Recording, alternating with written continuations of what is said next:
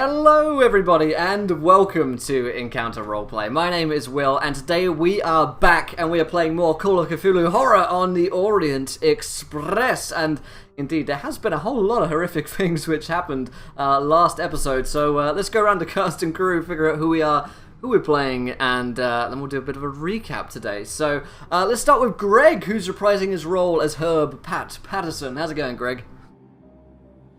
I'm doing well. I'm still recovering from the death of my good buddy Harv, but we're ready to rock and roll. Got some ideas, ready to take it to him. Revenge is a dish best served cold. We'll see how we do. So. Indeed, and Harvey's body is definitely getting cold, so that works out pretty well. You can, of course, find our character sheets here online if you're interested, my friends. Let's go to Lindy. How's it going, Lindy? Doing pretty spiffy. I mean, I guess I was until we found Harvey's cold dead body. Yeah. But it's all relative, right? right. Nancy totally gonna be on the war path for revenge here because that was her bestest friend, and she didn't have a lot of friends. So yeah, we'll see how our private investigator deals with this. Yeah, Nancy McDrew, not to be confused with any other Nancys or Drews. Yeah, no, Nancy McDrew, not Nancy Drew. That's an American. Yeah. Scottish. Idiots. All right, fantastic, and we have Haley back today, reprising her role as Evelyn. How's it going, Haley? Well, I'm great. Evelyn, not so much. Mm-hmm. She's slowly being influenced by the party and is becoming a drinker. And maybe a gunslinger, who knows? yeah, I'm excited. I'm excited to see where that leads us. Fantastic. And joining us in the later half of the session, we have James. He'll be coming in when there's an appropriate moment for him to, and we'll find out a little bit about his character soon, but for now, it's a mystery! Woo! But speaking of mysteries, let's remind ourselves what happened last time on the Orient Express, because a whole lot of shit went down, including Daddy's package, the murder of Harvey, and worse. So the group had fled Lausanne, in which there'd been a series of murders, and they discovered the dream world and also some of the scrolls of the Sedefkar simulacrum, which they are looking to put together. 6 pieces of this artifact. They have one of them currently, along with the scrolls, which are also apparently quite important into dealing with the artifact itself, which has a great deal of power. There's a Turkish cult, apparently, who are out to get it at any cost, and they've certainly killed many people so far to get at it. They met with a very rich and austere lady who's apparently a singer named Miss Cavallero. She is going to Milan, the next stop on our destination on the Orient Express, and she is going to be performing there at the Grand Theatre. She's going to be doing her singing, and she is incredibly rich by the looks of things. She has her own carriage aboard the Orient Express, which is the height of luxury at this point anyway. However, as she met with you guys, she was very worried to find that her father's package had been lost. She had been asked to take a package about the size of a bust, apparently something occult. We suspect it might be a piece of the simulacrum, to one Father Angelico within Milan. However, it had gone missing, and we weren't too sure who had stolen it. Also, Pat had managed to recover all of his guns at this point, and they were looking for a Turkishman who may have stolen Daddy's package. As the group had another interesting encounter or two with the journalist reporter aboard the Express, she managed to, make the group feel quite uncomfortable, and she seemed to be investigating them as part of her piece for the Times called Horror on the Orient Express. She didn't manage to get too much out of them, but she's definitely looking into them. As you guys went to sleep that night, you guys heard a bit of a weird scratching sound. You woke up, you walked into Harvey's room, and you found him hanging upside down. His eyes have been cut out, his tongue has been cut out, and there's a message in blood on the wall. And yeah, it's not looking good for Harvey. He is most certainly dead, and it looks like he's been tortured quite horrifically. Now, we know that there are all sorts of ghosts and ghouls and the ability to teleport and transport in this game, so it seems like there has been all sorts of strange magics going on within here for you guys not to have heard anyone break in and for all the horrific tortures to be done upon Harvey. So that's what we're going to be picking up today's game. Before we dive into it, I'll remind you guys of a couple of things as per usual, the first of which... Already busting out Daddy's package again. Yeah, first of which is, if you haven't followed, hit that follow button and join us. We hit 20 followers today. You guys in chat get to decide anything which happens next in our campaign. We call these viewer decisions. Also, here is a tweet for you guys. Gareth's got it there in chat. 20 retweets and another viewer decision. And 2 new subscribers or patrons on Patreon. And we'll have another. You can, of course, affect the game via donations. You can get players Nat 1s, Nat 20s, Wild Magic Surges, and so much worse. So check that stuff out down below. Also, if you haven't checked out our sponsors of the week, Many-Sided Dice have got an excellent Kickstarter. You might have seen it on Twitter or our website currently, where you can find the lost artifacts of Greygr, some awesome magic items for your campaign. They're getting closer and closer to hitting that Kickstarter goal, so that's pretty exciting. But without any further ado, let us remind ourselves of where we are aboard the Orient Express. Now, you guys have broken into, well, let yourselves into Harvey's room. It's next door to Pat's and opposite Evelyn and Nancy's rooms aboard the Orient. It's late at night. The train is still going. Most people are asleep at this hour. You've broken into Harvey's room, which is an affair of a bed on it, a desk, and Harvey hanging from the ceiling upside down currently. So there's blood dripping from him. This is the same technique that you saw used with Professor Smith and his companion, and it looks like his tongue has been cut out, his eyes have been cut out, and he's been pretty horrifically tortured. And we're going to ask everybody here to roll us a sanity check at the beginning of today's session. Even Pat, because, well, this is very close to home for him. And it's also supernatural in the sense that you guys don't know how this could have happened. Oh, Pat. Shit. Oh, damn. Okay. I succeeded. I succeed? I don't think I did that right, so give me I don't think you did either. Let's do that, yeah. Alright then. So, everybody except from Pat? Yeah. Okay. So, Pat loses 3 sanity as he sees his friend Harvey strung up like an animal and butchered here. So you guys walk into the room and you see this. What do you guys want to do?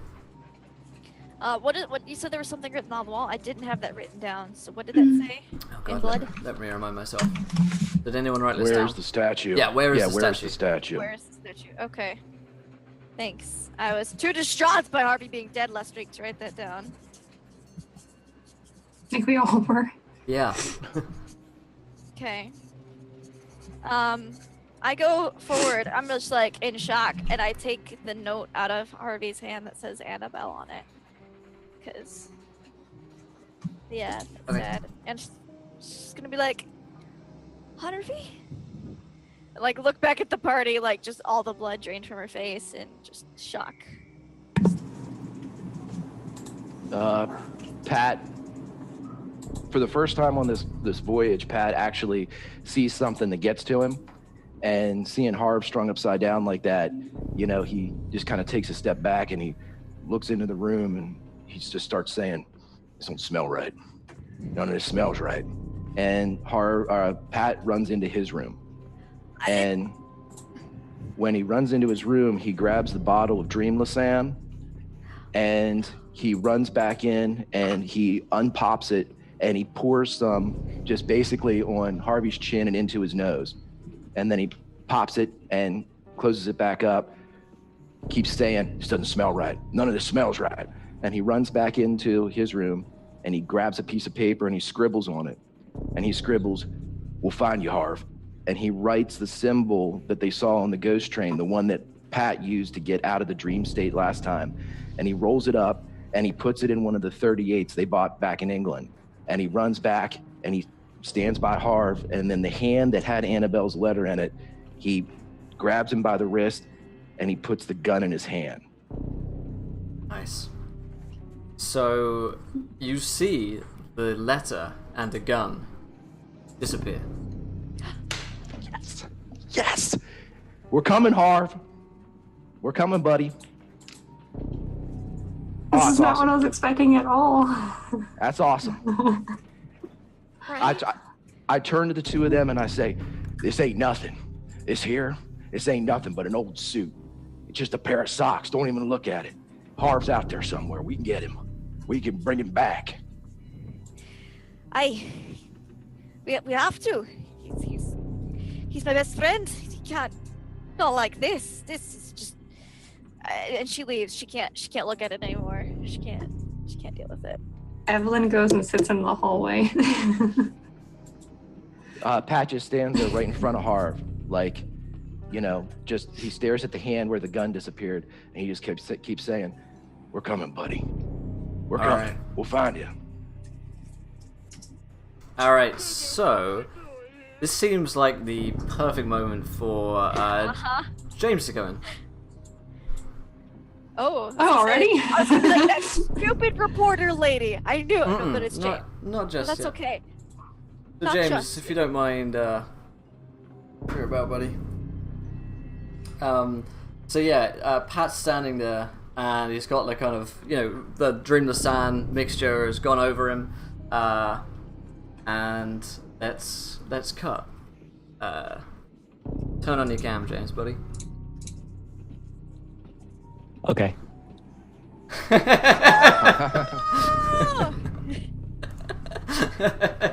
You son of a bitch. That's not even funny. I knew it didn't smell right. Oh. That's good. Okay, so, Redundant, how's it going, buddy? Yeah, it's not too bad. It's okay. Yeah. I might have to explain one or two things. Yeah. So, I was leaving. And however, when I went to have the interview in a place that I worked previously, my old team saw me and said, "What are you doing here?" and all that jazz.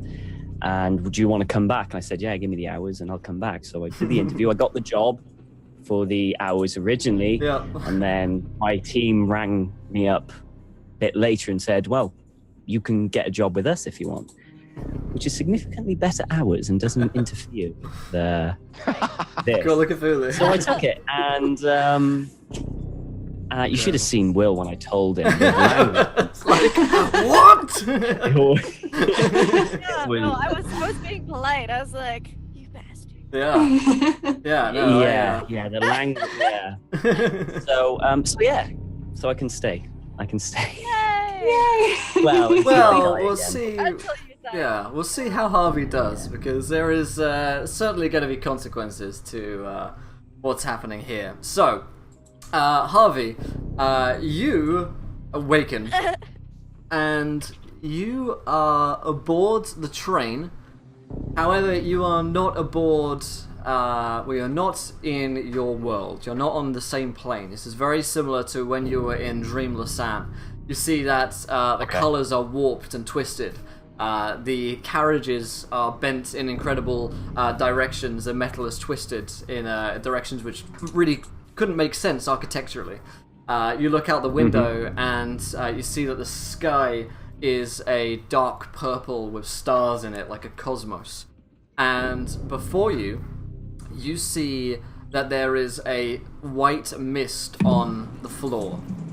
And you can see a figure before you forming out of this mist. It's a familiar figure, because it's that of Count Fenelic, the chap from the asylum whom you freed. And he is a confirmed necrophile and creep, and he is also hunting the simulacrum along with you. And he is forming up out of the mist before you. Okay, and I'm in a carriage, right? You are in a carriage right now. As as the things form, I'm gonna back away to like behind me, to the nearest and try the door to get out. The door is locked. You hear a kind of clunk as the carriage door does not open, and you hear the count. The count says, "I'm afraid that's not going to work." Is there anything that I could use as a weapon, like a club? Or... Yeah, you have a gun in your hand and a letter which you wrote. Which I wrote. No, Nancy took that. Oh, yeah, Nancy took that, you're right, yeah. Pat took a note and shoved it into the gun. So he has that. Yeah, the letter in the sticking out of the end, like a little message bottle, says, "We'll find you, Harv." And it has the symbol. It has the symbol written on it from how I got out. That's right, yeah. Right, okay. I look at that and...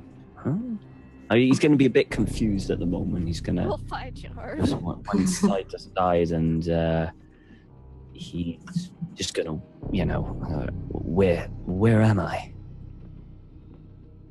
The Count grins his lecherous, leering grin at you and says, "You're just where I want you." Why? What do you want from me?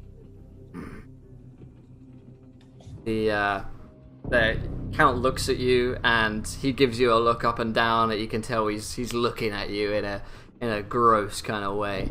"Oh, I want lots of things from you, Harvey. But most of all, I want the simulacrum that you promised." Well, I think you took me a little too soon. We're not even close to getting the whole thing. Oh, I want more than just that. I want guarantee. A deal, Harvey. What kind of guarantee? You see, you are dead. I have your essence, and it is delicious. And you want that back, don't you?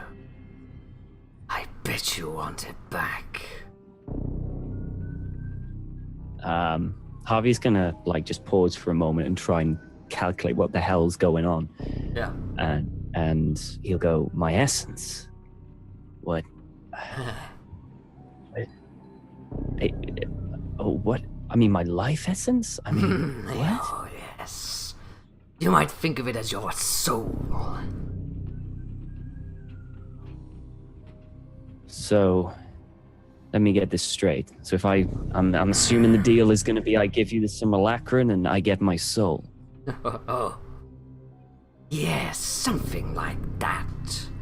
I can restore you somewhat, whilst maintaining much of your essence. Then, when you have the rest of the simulacrum for me, you'll get it all back. Understood? And what guarantees that I'm gonna get it back? There is no guarantee. I hold all of the cards.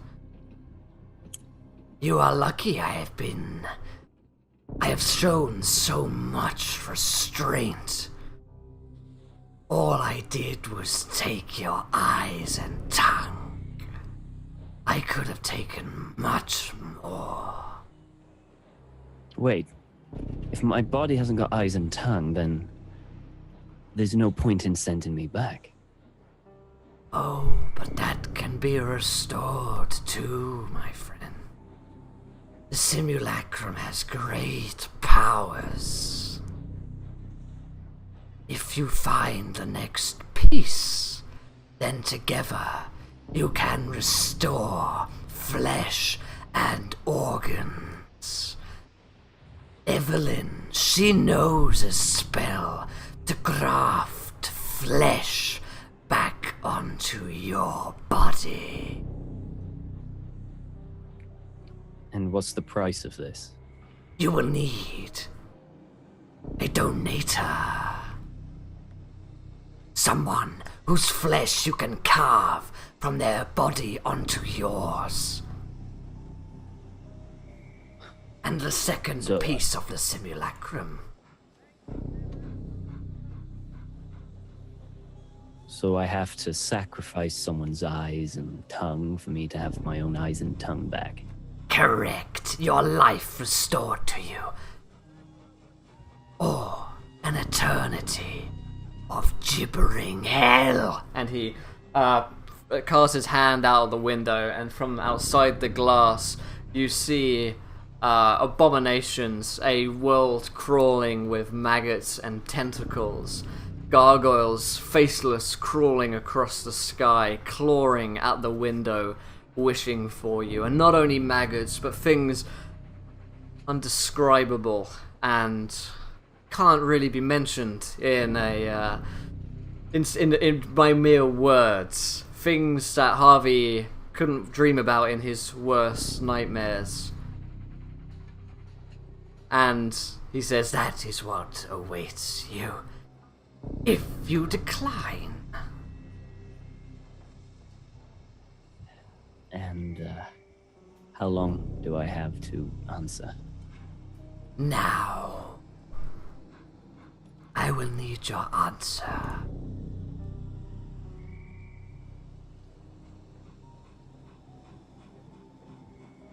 He licks his lips at you.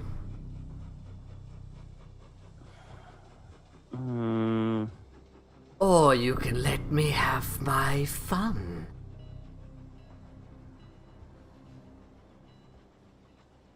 There's still plenty left of that body of yours, Harvey. I'm sure it's still warm in places. Oh, God. Harvey's gonna back away to the door, and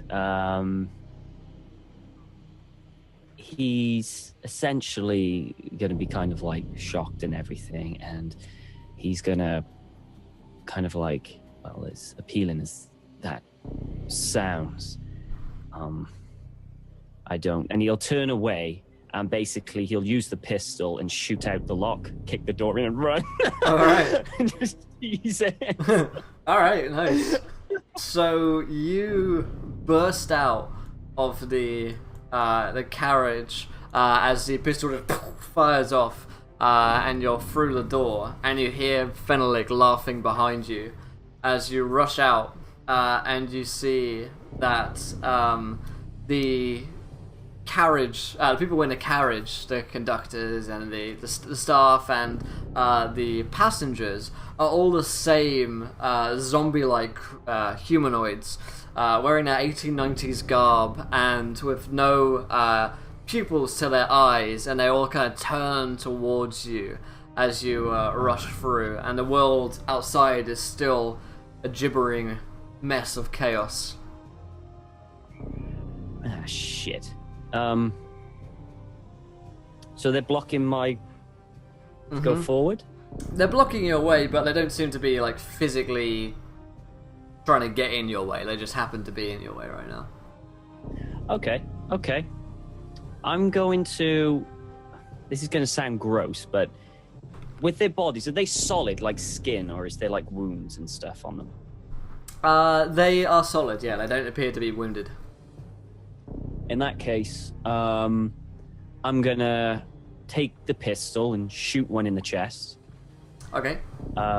As I do that, I'm gonna dip my hand in, cover it in blood, and then try and do the symbol on the piece of paper on the floor to get, try and get the hell out in the blood of the person. I like it. So roll me a dexterity. By the way, the bullet passes straight through the person as you fire it off. It doesn't appear to affect them in this world. Shit, my dex is pretty bad. shit. I'm gonna luck it. I need to in these situations like this. Kind of need to. So that's, what is that? Go to 71. What is it? 71. I got my dex is 55. 55 and 71, 16. Right, okay. Maths? I'll do that to success. Okay. So I kind of needed to. Alright, that's a lot of That's a lot of luck spent right there. So you fire off the pistol, but bang, it clicks off, and there is blood on you that you could use on your body. On you? Yeah, I'll do that. Any blood, Okay. anything whatsoever. Any yeah. blood that's around. All right. You can, yeah. So you're doing it really quickly, just trying to like scroll out and memorize the train, which is some kind of portal back to your world that you discovered aboard the Nightmare Train, as it's being called in the papers. And Fenelik is kind of sauntering up behind you and says, "So you have chosen that way, have you? Fine, then I will have my way with you in this world or the next, Harvey." And as you kind of scroll out this portal on the floor, you feel it sucking you down, and the sky is changing from the tentacles and the mounds of giant festering worms and cockroaches, and it changes back to a moonlit English. Well, not English, Milanese sunset, I guess, as you return to the mortal world, the plane from which you guys come from. However, as you see the world changing, you fall asleep and you just kind of pass out, as if you've just been like stunned with something. And as I know that Nancy and Evelyn are kind of outside of Harvey's room. Pat, you see Harvey, his body kick, and it begins to. I mean, he's still hanging. His body is just coming to life. Basically, he's kind of moving around. He still has no eyes or tongue. But he is conscious, and you can make noises, Harvey. I get him down. And as I'm getting him down, I'm saying the whole time, I'm going, "It's all right, buddy. We got you, buddy. We got you." And I'm getting him down. I'm trying to be as like gentle as I possibly can. And I start kicking back towards the door. I go, Evelyn, as I'm doing it. Yeah. It's making quite a lot of noise, bear in mind, so you hear the sounds of other people like, "Oh, what's going on out here?" Start to wake up as Evelyn and Nancy are outside, and you guys turn and you see that Harvey is kicking and moving around. Is he cut down from the ceiling? Yeah, he's cut down by Pat, but... That looks a little bit better than just, no eyes and no tongue. I'm gonna, anyone who comes into the hall, I'm like, "Oh, he's got night terrors, it's not a problem, we've got the situation handled, everything is fine." Okay. I like it. And I'm, super excited, "Oh my god, he's alive, he's back. But making sure no one sees this, because we've already been implicated in enough things. Yeah, it's true. So... Okay. So, you're trying to, keep people away. Harvey, you're, kicking and screaming. It's night terrors. He's fine. Yeah. He's good friend. Pat is in there with him, calming him down. It might take a little bit though, night terrors. The worst. So, Fader, no LA critter trash. Nice £3. Success for Harvey because this Will NPC is creepy. So, Harvey, you got a crit success, buddy. However, the world is dark to you, completely black, and you realize with horror that there is no tongue in your mouth. And it's just this horrible sensation of feeling like you're constantly gagging. You can't smell properly. A lot of your senses come from the tongue, and it's having a very horrific effect upon you right now. That being said, you managed to kind of get away some of the people who seem to be interested, and buy off the night terrors, and you can kind of calm them down a little bit. We'll pick up a few minutes later with Harvey on the floor with Pat and Evelyn and Nancy closed into Harvey's room. Close the door. We're in this little train car. Pat gets a sheaf of paper, we have, and he gets a pencil, and he kind of takes a hold of Harvey's hand, and presses it palm down onto the paper so he can feel it, and I say, "It's paper, buddy." Get real close to his ear. It's paper, Harv. Anything you got to say, just write it. Write it down here. We can hear you. Just concentrate on the paper. Concentrate on writing. We'll get you. We got you. Okay. This is gonna make me cry. I don't think he's actually going to say anything at the moment. He's probably physically shaking. And, Nancy you know, is just giving him the biggest hug. She's just like, Harvey, I'm so glad you're back. I thought the worst, and I know it's not great right now. It's not all sunshine and roses, but you know, England's never really sunny that much anyway. So you know, you're not missing out on that much. It'll be fine. It'll be great. I'll get you some good cusp of whiskey, and you know, and she's just like talking and just hugging him. Speaking of whiskey, though, Evelyn would have taken Nancy's flask and she would have had a couple of drinks. Okay. Yeah, Harvey's actually gonna, as she's hugging, he's literally gonna physically kind of like hug even closer. So his head's on the shoulder and he kind of goes in like that while he's still shaking. She's just gonna like mom instinct, just hug. Yeah, him, like, yeah. It's all right. You know, if we'll just get you back to Scotland, you know, if you don't want, if you're like embarrassed, you don't have to go back to your family. My dad would take you on the farm. You could meet Watson. He's a great sheep. Watson is my best pet sheep in the whole world. He could be your friend too. He's soft and fluffy, and you know, you can still feel things because you got your hands still. It's great. You know, everything is going to be just fine. Harvey. He's okay. He's still Harv. Due to this experience, Harvey, you're going to permanently lose 8 sanity points. No kidding. Yeah. Okay. So yeah, does Harvey gonna write anything on the paper, or just gonna remain? He's gonna kind of remain. He's basically just overwhelmed at the moment. So he's just basically just gonna remain silent. And, Yeah. Okay. Nancy's he's still gonna got the piece stop of rambling paper. after a while, Yeah. but Yeah. just keep hugging him. She's not gonna let go until he stops shaking. Yeah. Evelyn, you can roll me an idea roll on intelligence here.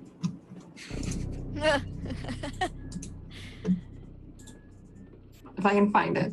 Yeah. Nice.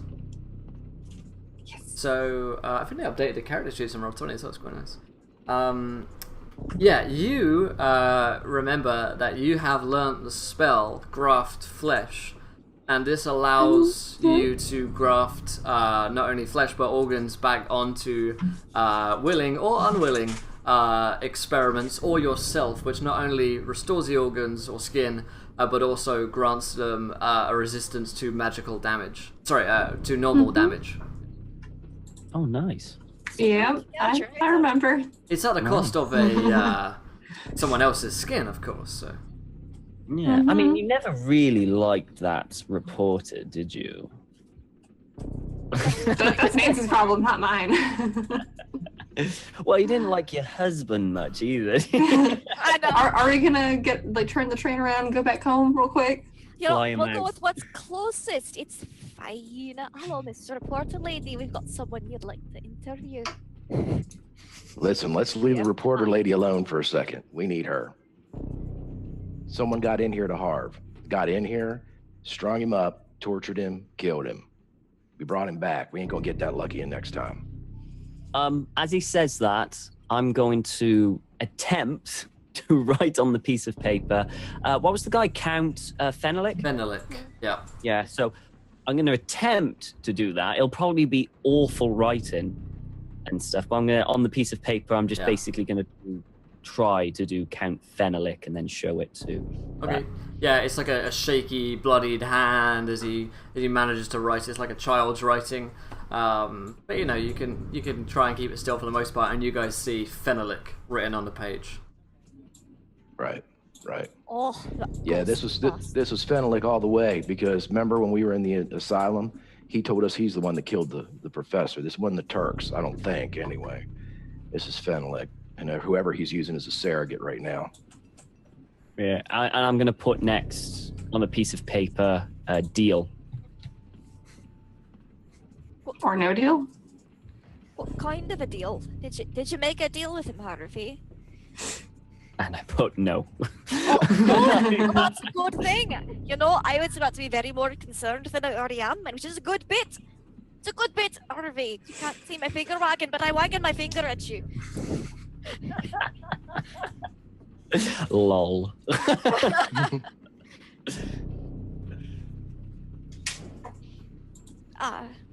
So deal.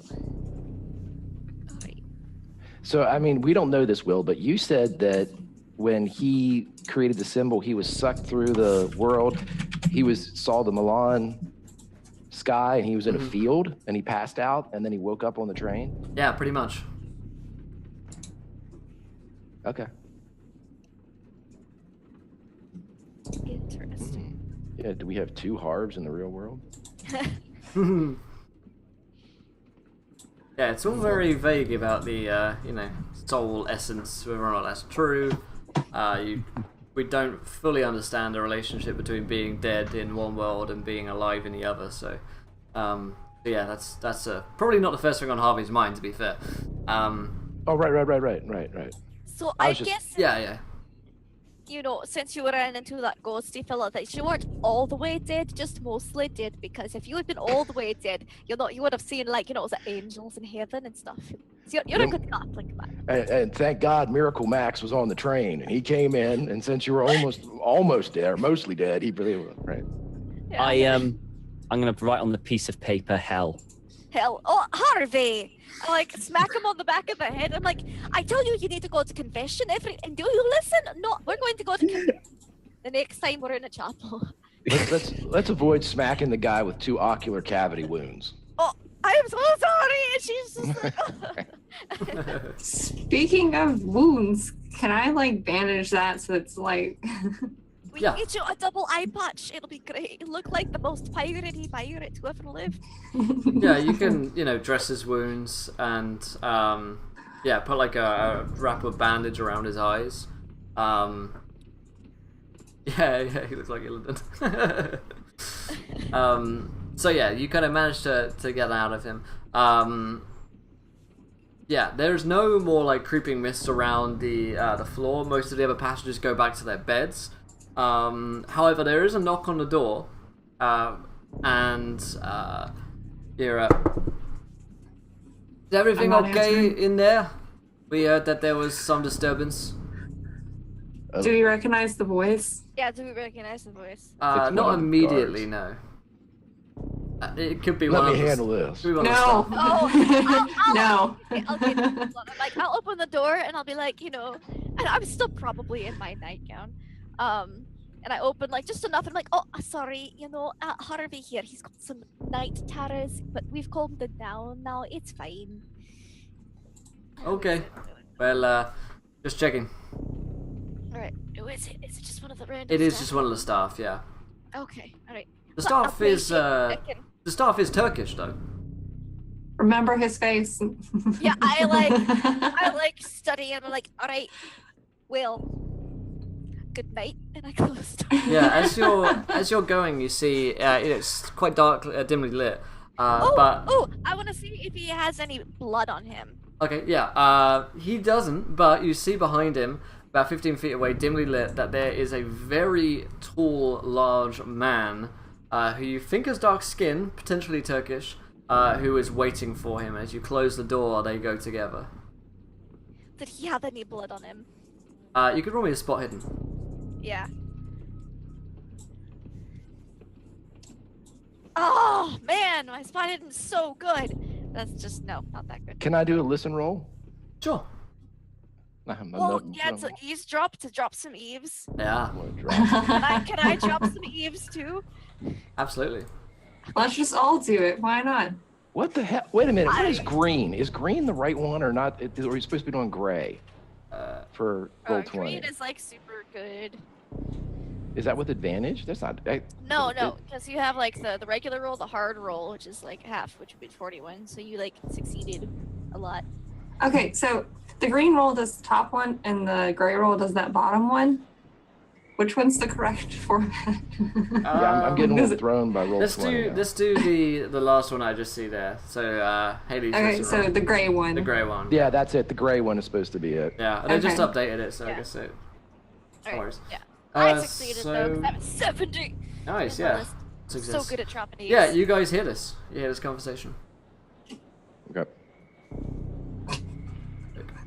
And then, Nancy closes the door. We heard this conversation, and then there was no conversation. Yeah, I was trying to see if they spoke together once. No, they walk away. Walk away. Okay. Okay. All right.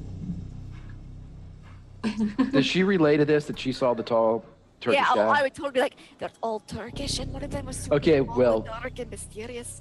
You're going to want to stop Pat then. Pat goes over, opens the door, walks out, and he goes, Mehmet! What? Oh, Yells, yeah, like- Mehmet I was- Makriat. I was thinking, Mr. Makria? Is that Yeah. you? You see the tall gentleman who's like, he's good, like maybe 7 feet tall, very well built, could be a bodyguard or something. Kind of like hulkingly turns around. He is definitely Turkish. And he steps towards you and just kind of like pats a hand at the smaller guy who just walks away. And he turns and looks at you. He's still very dimly lit. You can't see all of his face. He's standing quite neutrally about 15 feet away from you. I say, I'm sorry, I thought you were Mehmet Makriat, but he died 3 times in England. The guy says, I'm afraid you are mistaken. Right. You're a pretty tall guy. You work out? Do you lift, bro? Do you live, bro? You hitting on him or you something? Yeah, you look pretty buff. The guy says, I get exercise. You look like somebody that could lift like a whole body. Like string it up and kind of pull it around. Do we hear this? That's an odd Yeah. comparison, I'm sure, but He like nods once. Can I check him and see if he's got any kind of blood on him? Yeah, you can roll me a I know spot. Nancy, stop him. I don't want to leave Harry. Want to join the squat club? Shit. No. You know what? I'll be like, you stay with Harry. I'm going to go make sure Pat doesn't get killed tonight too. And I like walk out into the hall of the train and be like, oh, Pat, there you are. I say, hey, I was just gonna see if this guy. Do you work for the train? You work for the Orient? Something like that. Something like that. Okay. I'm sure then you've got some type of identification. The rest of these boys who are running around here, they've got all kinds of little badges and things. I'm sure you got one of those, right? I'll tell you this. Beware of the doctor. Beware of the doctor. Okay. Was he 8 feet tall? Yeah, he has a little chuckle, and he says, "Don't know what you're involved in, but you should be careful who you make friends with, as your friends might leave you." I want to look all over him for blood and to get his like shoe size estimate. Okay, That's what I'm gonna go ahead and assume it's like spot 11. hiddens. Because I'm just You so want it in UK or Oh, US shoe size? really success. U.S. preferably, but I'm good with either. Actually, I know both. I Okay. sold shoes for Lou. Who? Yeah, I mean, he's got a big size shoe. He's a very large guy. You feel like you could... And what type of shoe it is? 'Cause- Yeah, it is like a combat boot. Okay. So it looks like it kind of runs up his trouser leg, and he does have flecks of blood on his clothing. Not lots. Where? Yeah, about on his like chest, which is Like, concurrent. About concurrent with like Harvey's head, where he might be. Yeah, I'm like, oh, you seem to have injured yourself there, laddie. And I like just all sorts of gestures with the blood on his coat. He says, "Consider You need it. me to take a closer look at that? Consider it a warning." I pull out my guns. oh no. Oh no. Oh And I no. say, Warnings. Well, we're gonna play. We're gonna do warnings. Okay. Stop him. Let's do some warnings then, Shorty. These two are guns. Now I know that you guys seem to die by the dozens and shit, but I mean, Please. are we gonna dance here or what? Because you fucked up my friend, and now I got a little tit for tat in mind. That would not be wise, Mr. Patterson. After all, your president is... You're in luck. I'm not a wise man. I thought your president would be worried about guns on trains. After all, a friend of ours. And he turns his back up Be my toward you president. and starts walking away. Do you want to shoot him? No, I want to follow him. Okay, thank God. Oh, thank God.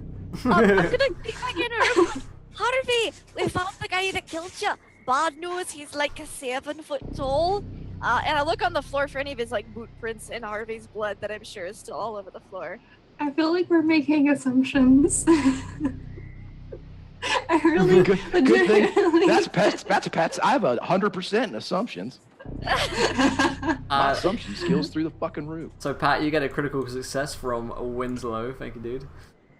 So you got... Thank you, Winslow. There we go. So you want to follow the Drink guy? one to Winslow tonight. Yeah. So yeah, you guys follow the very large Turkish gentleman. I don't. Okay, No. so Pat wants to. Is anyone stopping him or going with him? That's up to Nancy. I'm staying with Yeah. Harvey. I'm not following some man into the dark. It ain't happening. Knowing our luck, this is just a poor Turkish guy with his family trying to get to Spain. He's like really sick and he like coughs and it's just blood. At Harvey's head level on his chest. Unlikely. Did I see any boot prints in the room that would have matched his shoe size in Harvey's room? No, there aren't any. Okay. Okay. So Nancy, you staying behind, just letting Pat go on his own? She really... I want to go with Pat, but she would not want to leave Harvey. She's not Okay. in that mental state to leave Harvey right now. I mean, Evelyn's with Harvey, so if Yeah, but that's her best friend. okay, then Pat's on his own. Later. Okay, the boot size, is it the same size, approximately, a boot that I saw at both the professors and the boot size that I saw at Will and Edgar's death? Yeah, it definitely fits. All right, dickhead. Oh! So much for my assumptions theory. Yeah. Uh-huh. I'm following him. Yeah, all right. So you follow him. I'm staying about 15 feet back from this big bastard, though. Yeah. You follow him for a couple of carriages past, and he comes to a private carriage similar to Miss Cavallero's, which looks like it's only owned by one person because there's a lot of space in this place. And it's full of all sorts of curios. You see that there's a lot of old artifacts and items, a couple of skulls around, a couple of old-looking scrolls as well being kept here. Looks like someone's private room, basically. And there's a door which reads Mehmet Makriat on the door. And he turns and faces you as you walk in here. And he says, you wish to go in? He's waiting for you. What about you, big fella? What are you gonna do? After you. He opens the door for you. With a clunk. I wait here. So you're telling me you want me to go in here as your big ass is holding the door? I tell you what, if Mr. Makriat's waiting for me, then he can waddle his ass on over here and we'll talk across the threshold. How's that sound? He goes into his pocket and gets out his little stopwatch, which is tick tick tick tick tick ticking, and he checks it, puts it back in his pocket, and he kind of shrugs a tiny bit. Your funeral. Didn't answer my question. I mean, you did a funny ass watch thing, and then is he coming or not? He says, the master is not summoned. Peons come before him. master. Then you tell your master that he can, if he needs me, he can talk to my package. And I head back the other way. He checks his timepiece again as you're going, and you hear him stop it and have a click as you walk out. So you return to Okay. Nancy and Evelyn and Harvey. Yes, I do. Okay. Unless I run into Miss Felicia on the way. You don't. She's probably asleep, but you do go past her carriage door if you wanted to wake her up. You know she's staying. Followed her last episode, I think. I know. I don't want to. I'm occupying too much of my time with Pat's dumb shit. So I'm just go back to everybody else right now. I have a question. Yeah. So, for the graft flesh spell, do I need anything special for that? Flesh. Flesh? No, I know flesh, but some of the stuff that I was reading, it was like, you need an enchanted knife to do this, and so Yeah. just checking. You do need a special knife to do it, which is enchanted. Yeah. Now Pat probably noticed a couple of these knives lying around in Macriat's place. His carriage. They may be enchanted, they may not be, but they certainly look old and weird, so... They're Turkish. They're probably enchanted, right? I've never met a Turkish knife that wasn't enchanted. Right. Okay. Alright. So Pat returns to you guys, and Harvey's still kind of recovering. Is Harvey communicating anything else to the group? You're muted, mate. Sorry. No, I don't think so at this present moment. Okay. No, I don't think so. Great. I want to ask Pat what the hell did he do? Alright, I'm just gonna be stroking Harvey's hair and just still hugging him. It's alright, Harvey. Hey, Pat's muted, by the way. you're muted, Pat. We're all muted. Yeah, I'm sorry. You'll be happy to know that Mehmet Makriat has got his own little corner of hell here on the Orient, and his big-ass bodyguard has a stopwatch that he's real proud of, which I'm sure, knowing the shit that these guys are in, was some type of voodoo shit on me, but whatever.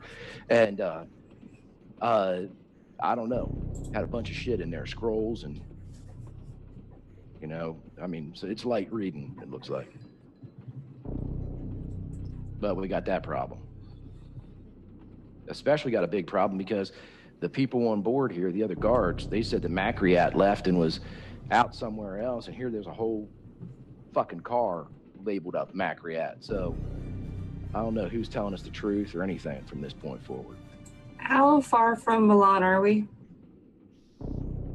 You should be there tomorrow morning. We could always sneak back on the train whenever they're cleaning the train.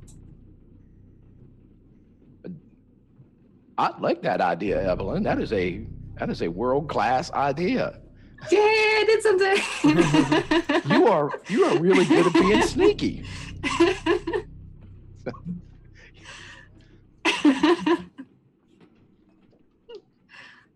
Nancy, you're going to want to weigh in at some point because we're going to get us all killed here pretty soon.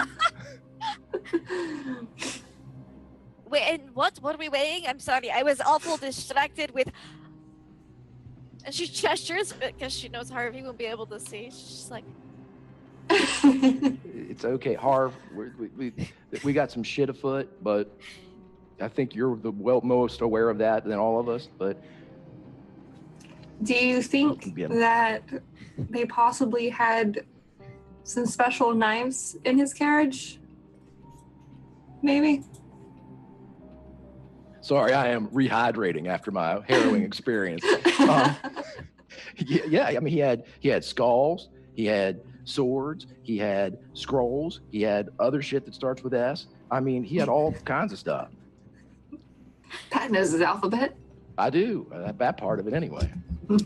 He had skulls inside of his carriage. Yeah, well, that's Like, what I... like he is a, well, we know he's a murderer, but I mean, like, Scotland Yard would have a heyday with his stuff. They're too incompetent to have tracked him here. So, you know, stupid. That was really Russian. I don't know why. I'd like to turn Evelyn loose in there, but I don't know if that's the smartest thing to do unless we sneak back on. Which I think doing it when no one might be on the train is going to be the best idea. Sure. I'm walking towards my death. I do it all the time. It's fun. Okay, so Will, you're saying that we're getting there? Yeah, you're getting there in the morning. I don't like to do this, but I need to speak to Katerina and I need to speak to Felicia. Okay. Do you want to do it in the morning or at night? I think I want to hit Felicia up now. She's on the way back to Macriat's little carriage, right? Yeah. Okay. Nancy, I, you're gonna need to come with me on this one because are we going to talk to that reporter lady? Oh yeah, we are. Oh yeah. All right, I'm just hold me back if you need me to. Well, okay. Well, I'm gonna need you to be nice. Oh, you have to be nice to that. You're gonna have to be persuasive, and I'm not good at that. You're like, I don't know, 5-6 times better at that than me. So. What are we trying to get before we go? We should get a game plan so I'm not just, because I don't like that woman at all. I don't like her either, but she's real good at her job. All right, so what are we trying to get her to do? I'm gonna make a trade. A trade? Yeah. Is it an eye for an eye? Oh, very good. Nice. That is the quote of the game so far. Very good. Quite interesting. Right. I was going to trade her up. I was going to tell her, starting at the beginning, she wants to go and make up her own little story about us. That's fine. She'll always know it's fake. But I was going to tell her the real thing. And in trade, that's wise. Yeah, what the hell? And in trade for that, for every little segment of our story that I tell her, we're going to use her eyes and ears, which happen to be real damn good. And I want her watching Macriat and everything else on this goddamn train that don't fit, that don't smell right. And if she trades us intel that works, well, by God, I'll tell her about the ghost train, the crazy ass asylum, the dream shit. I don't care. It was very weird. I did not like the asylum at all. And if she I had doesn't this believe weird that, compulsion to hang myself there. Harvey thought he could fly, so that was. It's not a great place. But all right, so a trade, all right? A trade. All right, Well, a little horse bartering. Yeah, the horse trading. we'll try it out. And if it doesn't work, we can just shove her on the tracks. Or That is option B. Or we need her. Or I mean, I should throw her off the tracks. I mean, take what we need for Evelyn's spell and then throw her off the tracks. We know she's got a good tongue because she's. Hey. She's Are a you sharp. guys doing that like in front of Harvey?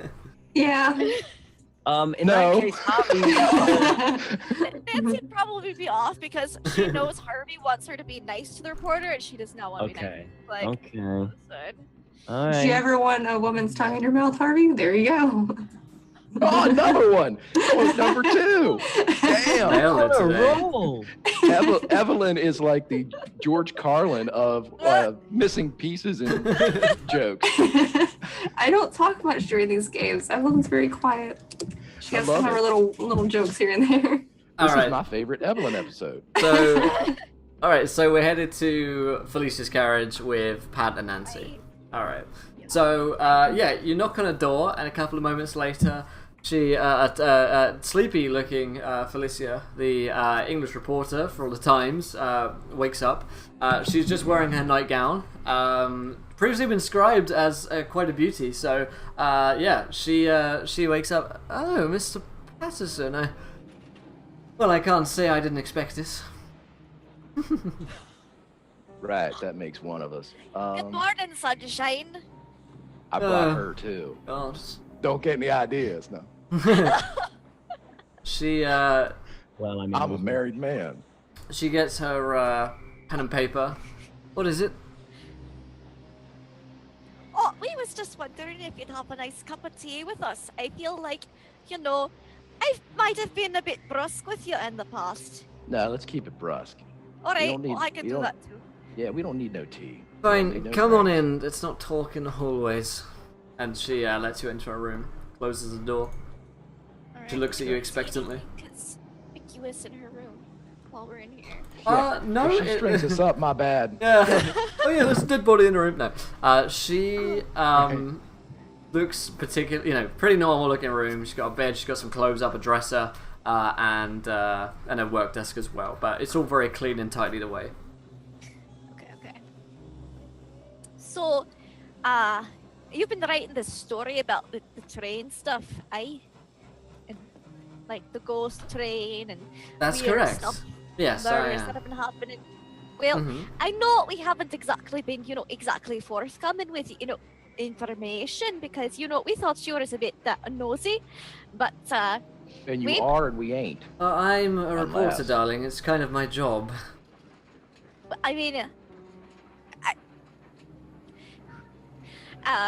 so we was thinking about offering a proposition for you. Go on. I So want to be I propositioned know. at night. I should just Pat leans forward and he goes, "Honey, you know that your story's complete horseshit, right? You got maybe 10% of it right. 10%. We've got Oh. 90. Mr. of Patterson, it. welcome to news.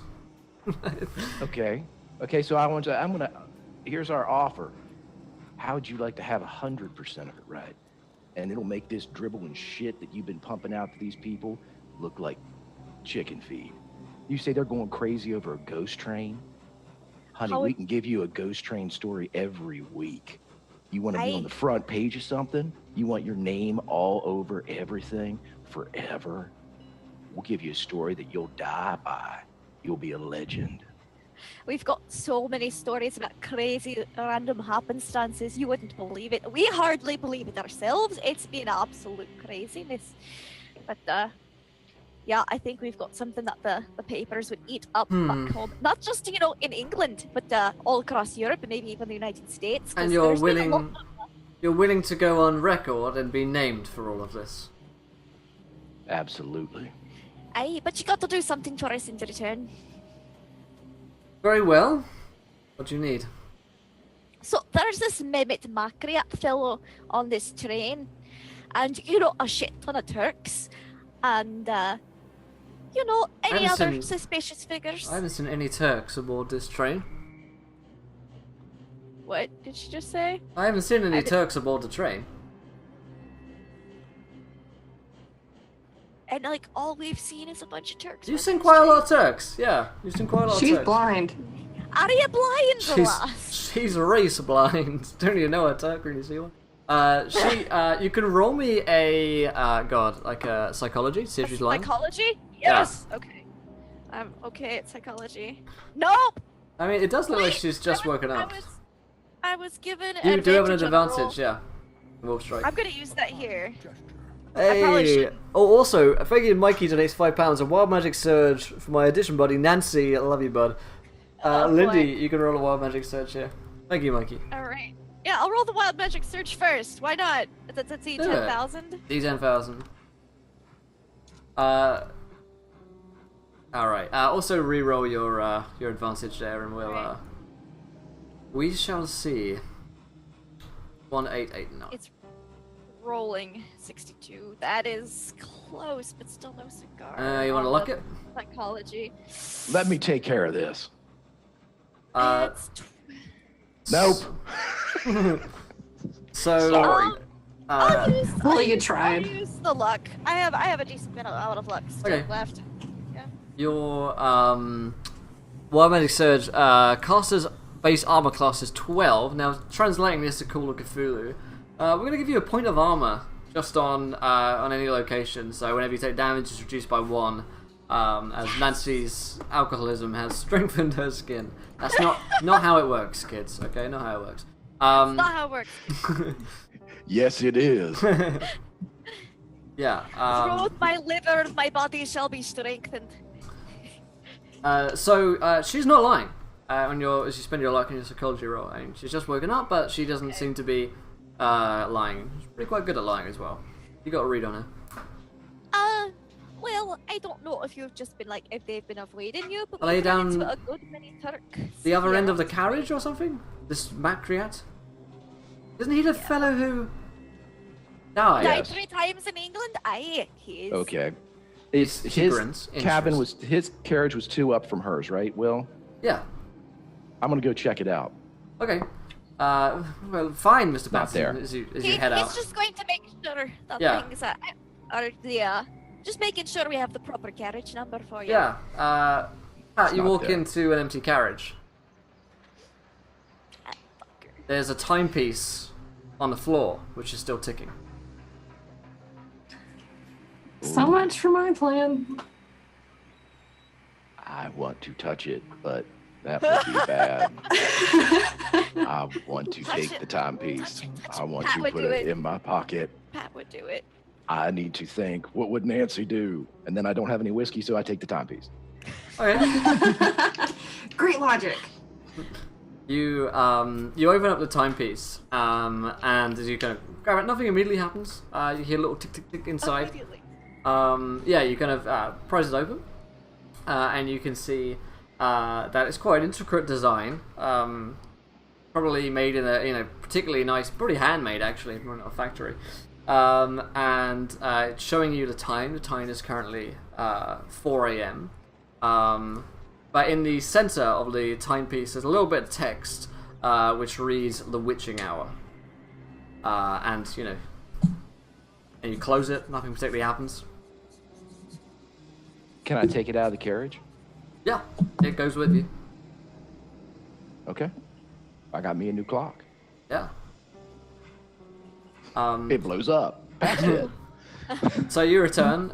Yes. What was all that about? Well, as it would appear, Miss Felicia, you might be right. Perhaps there are no Turks on this train. Here's what we're gonna do.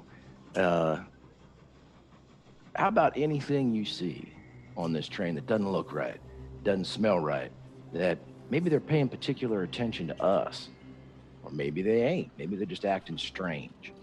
You got an eye for that. Well, sorta. Why don't you use it? You give us something that helps us, I'll give you something that'll help you. So if I see anything strange, I tell you, and in return you give me what you claim to be the biggest story ever. I've read a lot of news. How do I know that any of this is true, and that you're not just trying to divert the series of murders which you're being connected to? That's an excellent question.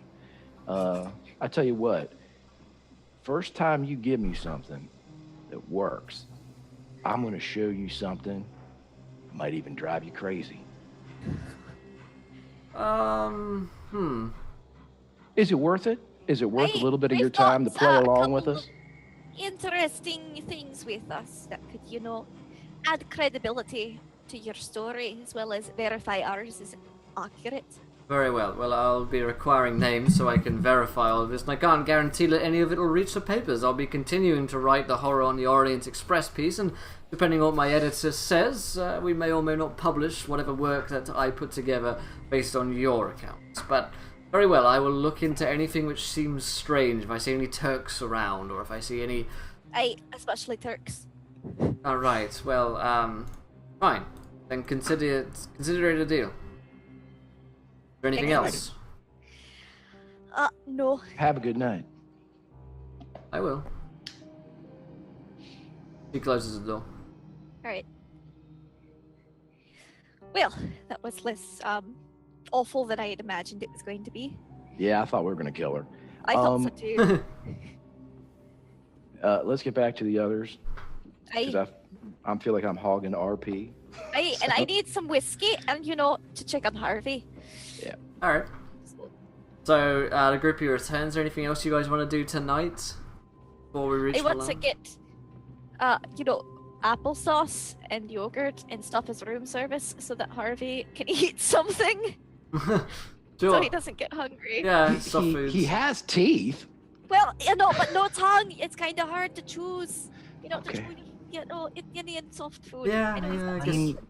Funny tons. enough, Harvey isn't really in the mood for food. She's at gonna this have it present just in moment. case he gets hungry because she's worried about him. Yeah, the images That's how you of make the people feel better. the images of the giant writhing maggots and cockroaches bursting out of the maggots is very much in Harvey's mind, and whenever he closes his eyes, that's what he sees, as well as the grin on Fenrilic's face as he was looking hungrily at you. So, yeah, the morning comes, and you guys are all aboard the Orient Express.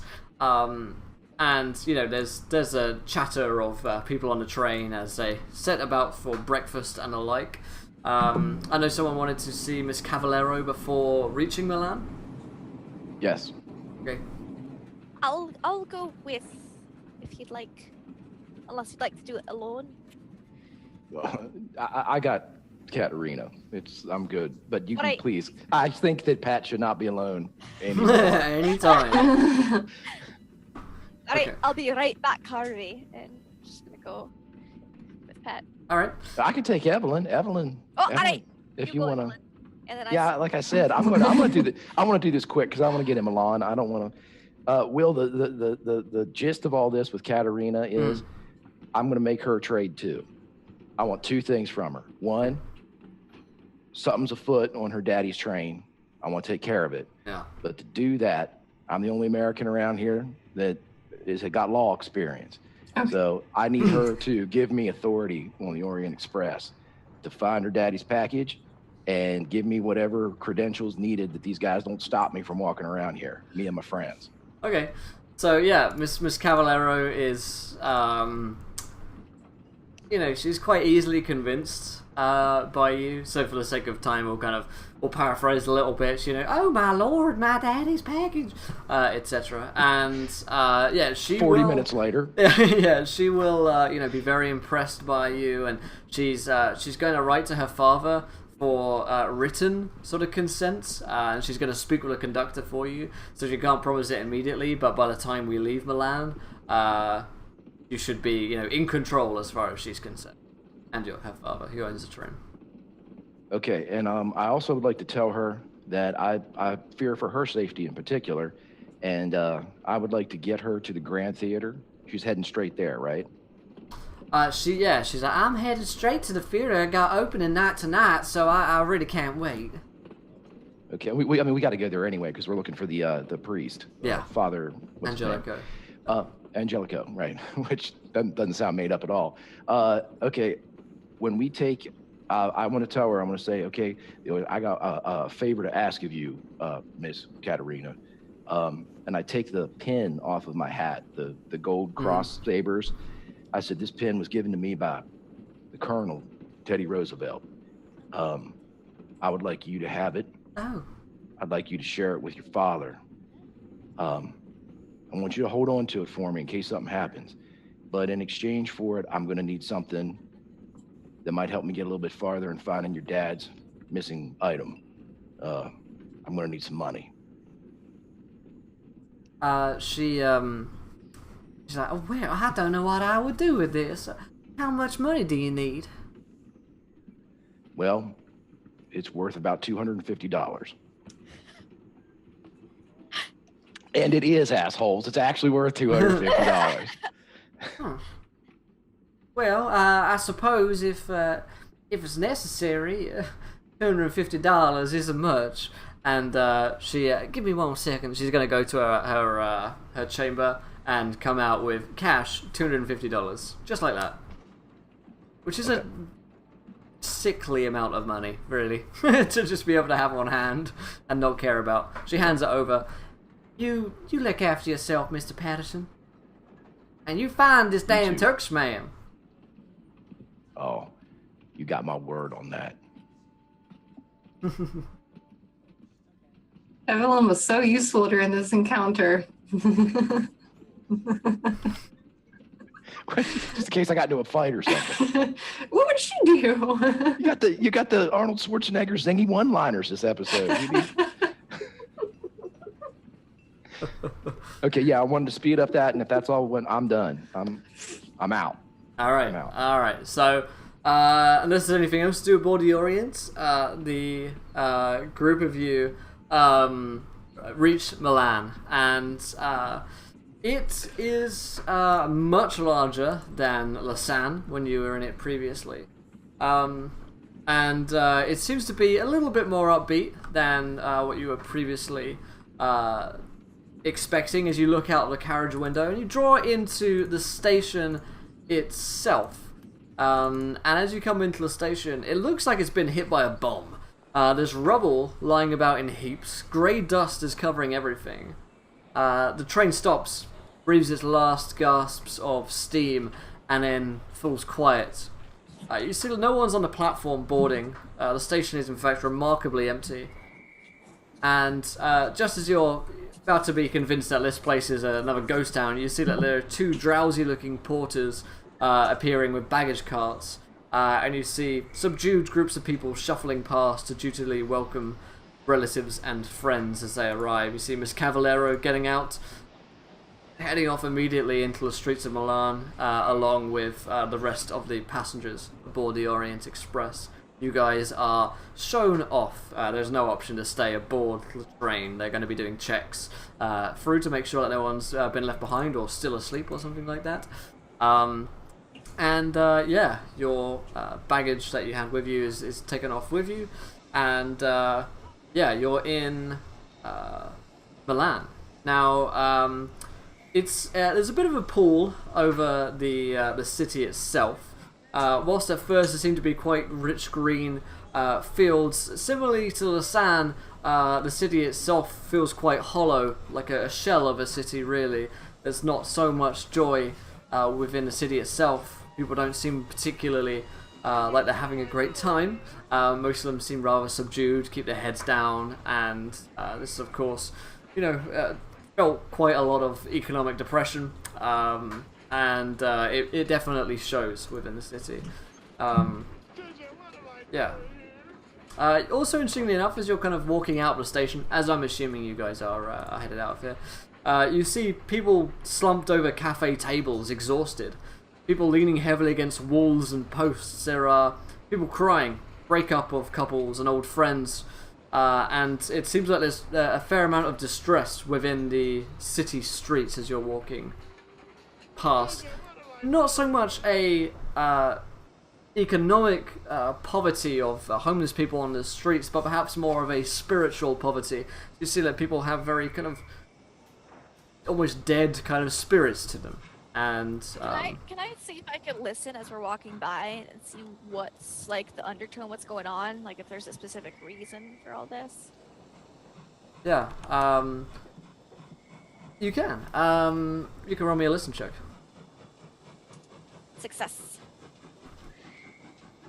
Nice. Yeah, you overhear this conversation. You overhear one particular kind of breakup. It seems like quite a messy breakup. They're kind of crying. He cheated on her, but she cheated on him, and there's no trust. We're not getting married. We cancel everything. I'm moving back to where my parents come from. Parents' house, stuff like that. There aren't particularly any like names which are dropped or anything like that. They just seem to be arguing. Like super awkward argument to overhear. Okay. Now, Harvey, as he is, in a bit of an odd state right now, is he just walking out bandaged up? Is there any, cover over his, face, eyes? Because he's going to be drawing some looks. Yes. Before we went, I would have wrote sunglasses, hat. Mm-hmm. And hopefully someone had some sunglasses. Yeah, you can... I was gonna give him my hat because I got the low hanging like Sherlock Holmes type of hat. Yeah. Put that over some glasses. Yeah. Okay. And at some point, I'm gonna just write countryside, just underline that. Okay. So where's the first place you guys want to head? There's an opening night going on tonight for Miss Cavallero. You guys have tickets to that. If you still wish to attend, you know that you need to find this Father Angelico. Mm-hmm. And then there was that guy who sold the scrolls to Edgar. Yes. Raul Milan. Right. Yeah. Yeah, he owns a shop somewhere. Yeah. Will, do I remember waking up in the countryside in Milan and stuff like that? Do I remember that part? Yeah, you do. Okay. Yeah. It makes sense. You have a then. full memory of everything that's going on. Oh, that happened to you whilst you were in the Dreamlands.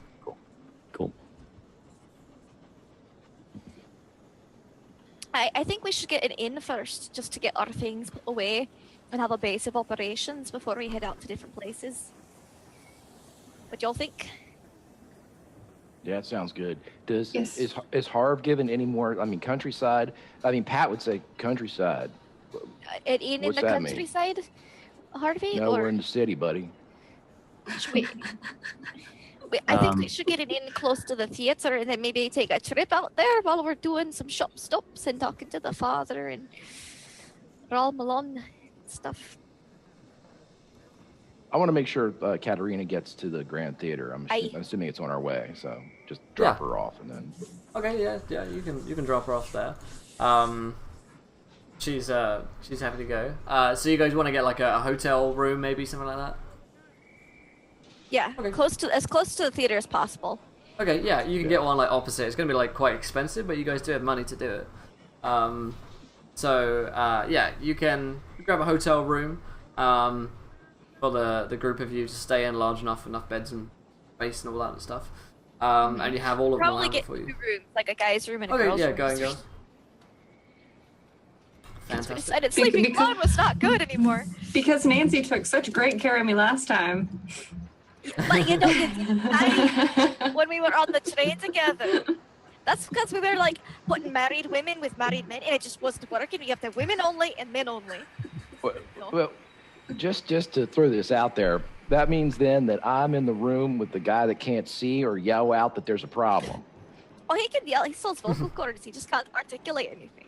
Ah! Okay, this sounds like a great plan. Well, we can't all bunk up in one room. That'd be indecent. Oh, for Christ's sakes! All right, She's a married woman. you were drinking in a cathedral. I mean, yeah. Not communion. I just needed a loaf of bread and I'd been set. Whiskey's a part of communion now. She adds it to her wine. Have you never Forget been to the a chips. Scottish communion? It's always Scottish communion. Oh. Do you not know how things are done in Scotland, laddie? That's great. All right, Well, there's one for Nancy. so where are we headed?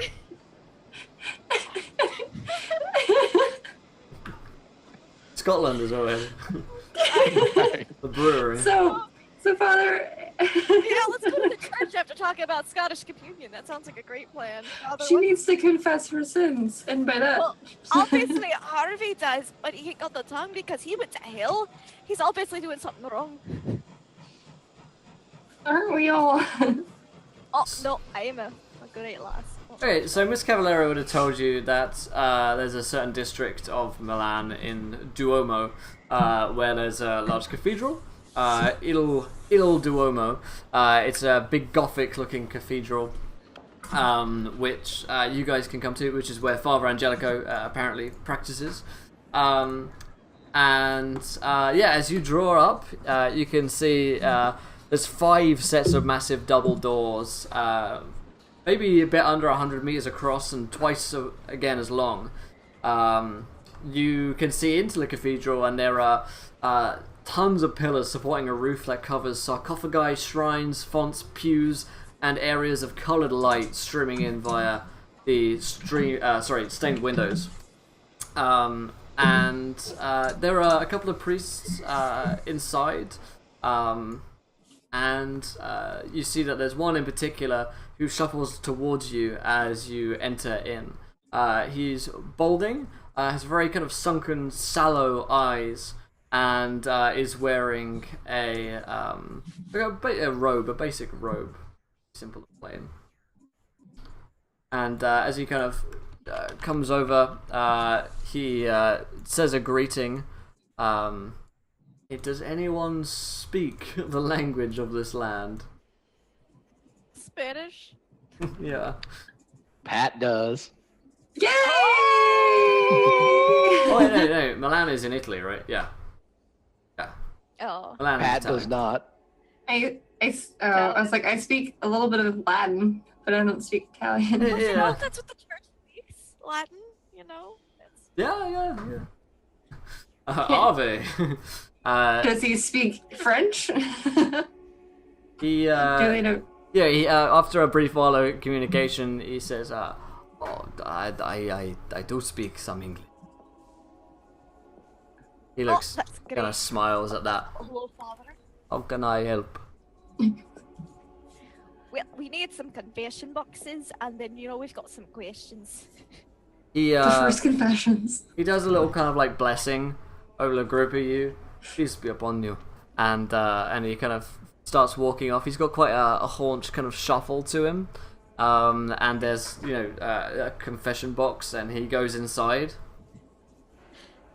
Alright, well, Harvey, you better start writing the list down so I can say them for you, because, you know, obviously you were going to the wrong place. We got to get it off your chest, off your soul, so the next time you die, you go to heaven. And then What? I hand him a pad of paper and my little investigator's pen, and I'm like, I'll be right back, and I go to the confession box. What kind of church is this? It's a cathedral, Catholic cathedral. Okay. And then Nancy just starts going off on the list. She's like, so there's like, you know, the drinking, maybe a slight excessivity in drinking. And then, you know, a friend of mine was kidnapped and I wasn't able to stop it. And she's just like... He listens to all of your confessions. And you know, he will, bless you, after, you know, what I can only imagine is several hour long confession for Nancy. For all of her She sins. probably condenses it, Yeah. you know? She- for like She's a drinking short- in the middle a of it. good, yeah, she like pulls out the flask. Sorry, I had to wet my throat. And then, you know, just like, she probably condensed it down about 20 minutes, you know? Okay. Comes back out. Alright, you got your list already, Harvey. It's on the top of the list is like Nancy's drinking, and that's it. I don't know. I don't think Harvey wrote anything. He Okay. kind of just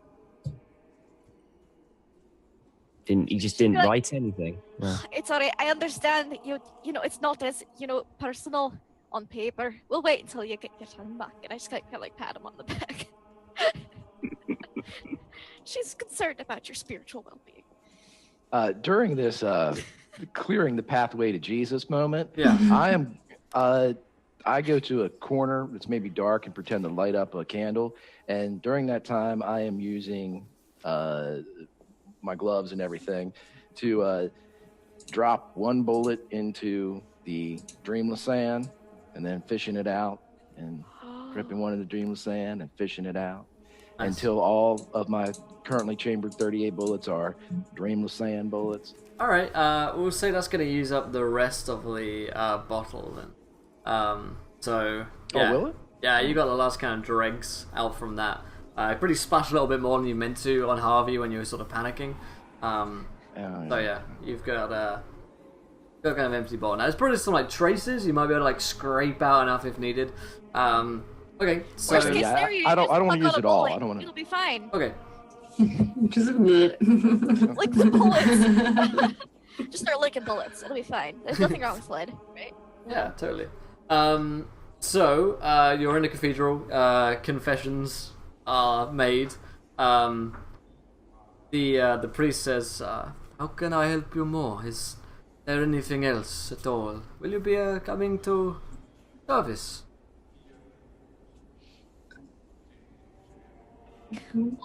I don't think we're going to have the time, unfortunately. However, do you know a Mr. I'm sorry, I'm going to sneeze. I feel like I'm going to sneeze. Caballero. I did sneeze. Watermelon. The priest says, I have heard this name. Yes. His daughter was apparently supposed to be bringing you her father's package, and well, you know, it's a bit delayed. But we were wondering if you had any idea of what it is, so that, you know, we could help expedite it along. Well, this is confidential information, but I am sorry to it's hear alright. that You know, it was we are not. we are with we are good great friends of Miss Cavallero's, and she hired me personally as a private investigator. Me and Pat here to figure out everything that's Yeah. going on. He smiles kindly and says, I have been given strict instruction. Miss Cavallero is not Mr. Cavallero.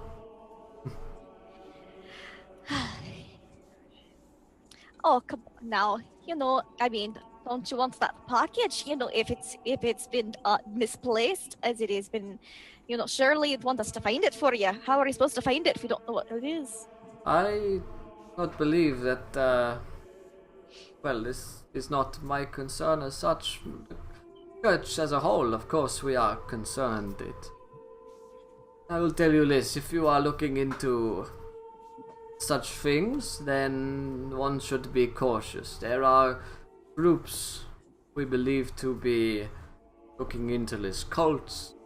The cult of the skinless ones. That is... Cult of the skinless ones, you say? That is We didn't ask his name.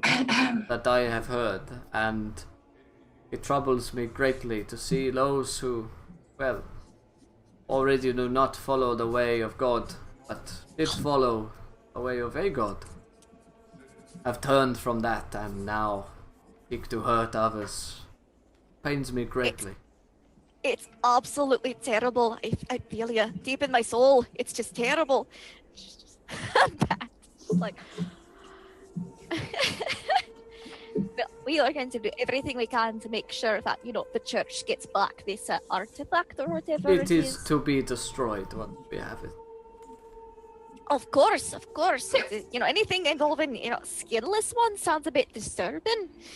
It is So, definitely the work of the devil, and even though such items as this do not likely held any real power, it is not as though it's the bone of a saint, but it should be sanctified and then removed, so that others will not come to harm over it.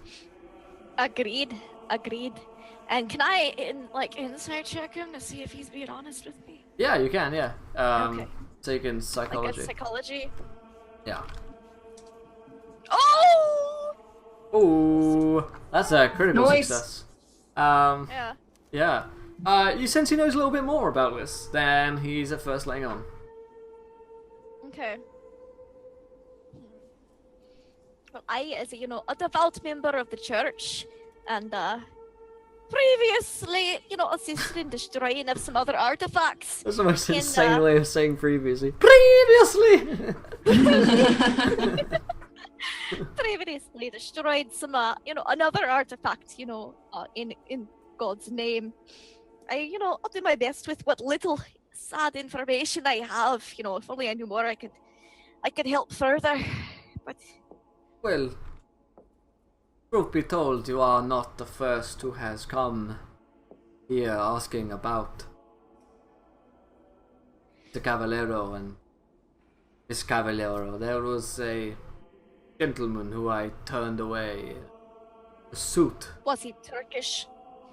He was, and there was a large man with him as well. They offered to make a very generous donation to the church of $1,000, but I declined for the information they were asking for. A man. You can't put a price on spirituality, and she just nods along very. Yeah. What were they asking about? Well, If you mind me asking. much of what you have asked today, along with Miss Cavaliero's location, which I did not reveal to them.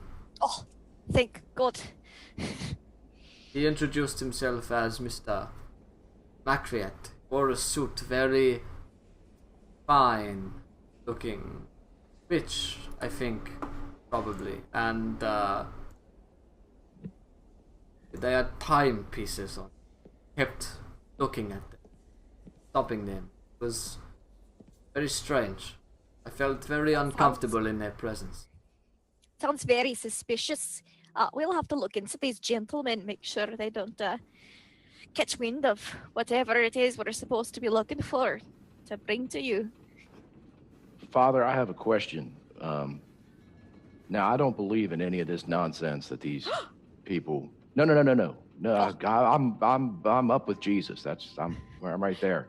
I'm talking about this heathen voodoo religion that we're dealing with. These cults. We know what those Turks worship. Right. Do you have any ancient texts, perhaps, that the faith, maybe in past, when maybe they did get some power from the devil, they were able to use to combat him or protect themselves from these terrible devil-inspired dark magics? He gives you a look and says, perhaps, but I do not know if I can share them with yourselves. Well, I think Jesus would want you to. Roll me a persuasion. She's like, No! Damn it! Always tries to persuade. Look what you did. Look what you did. I tried. I talked to a man. So close. That is so close. Look it. I'm gonna luck it. Look at that. It's only 6. That is close. Look at that. You will Look at succeed that. 1 persuasion in this entire game. Yeah. So the guy says, the priest, Father Angelico, says, very well. Come with me. And he starts to walk back into the cloisters, back to the kind of private sort of priest area, and lets you guys through. And he lets you into a private room.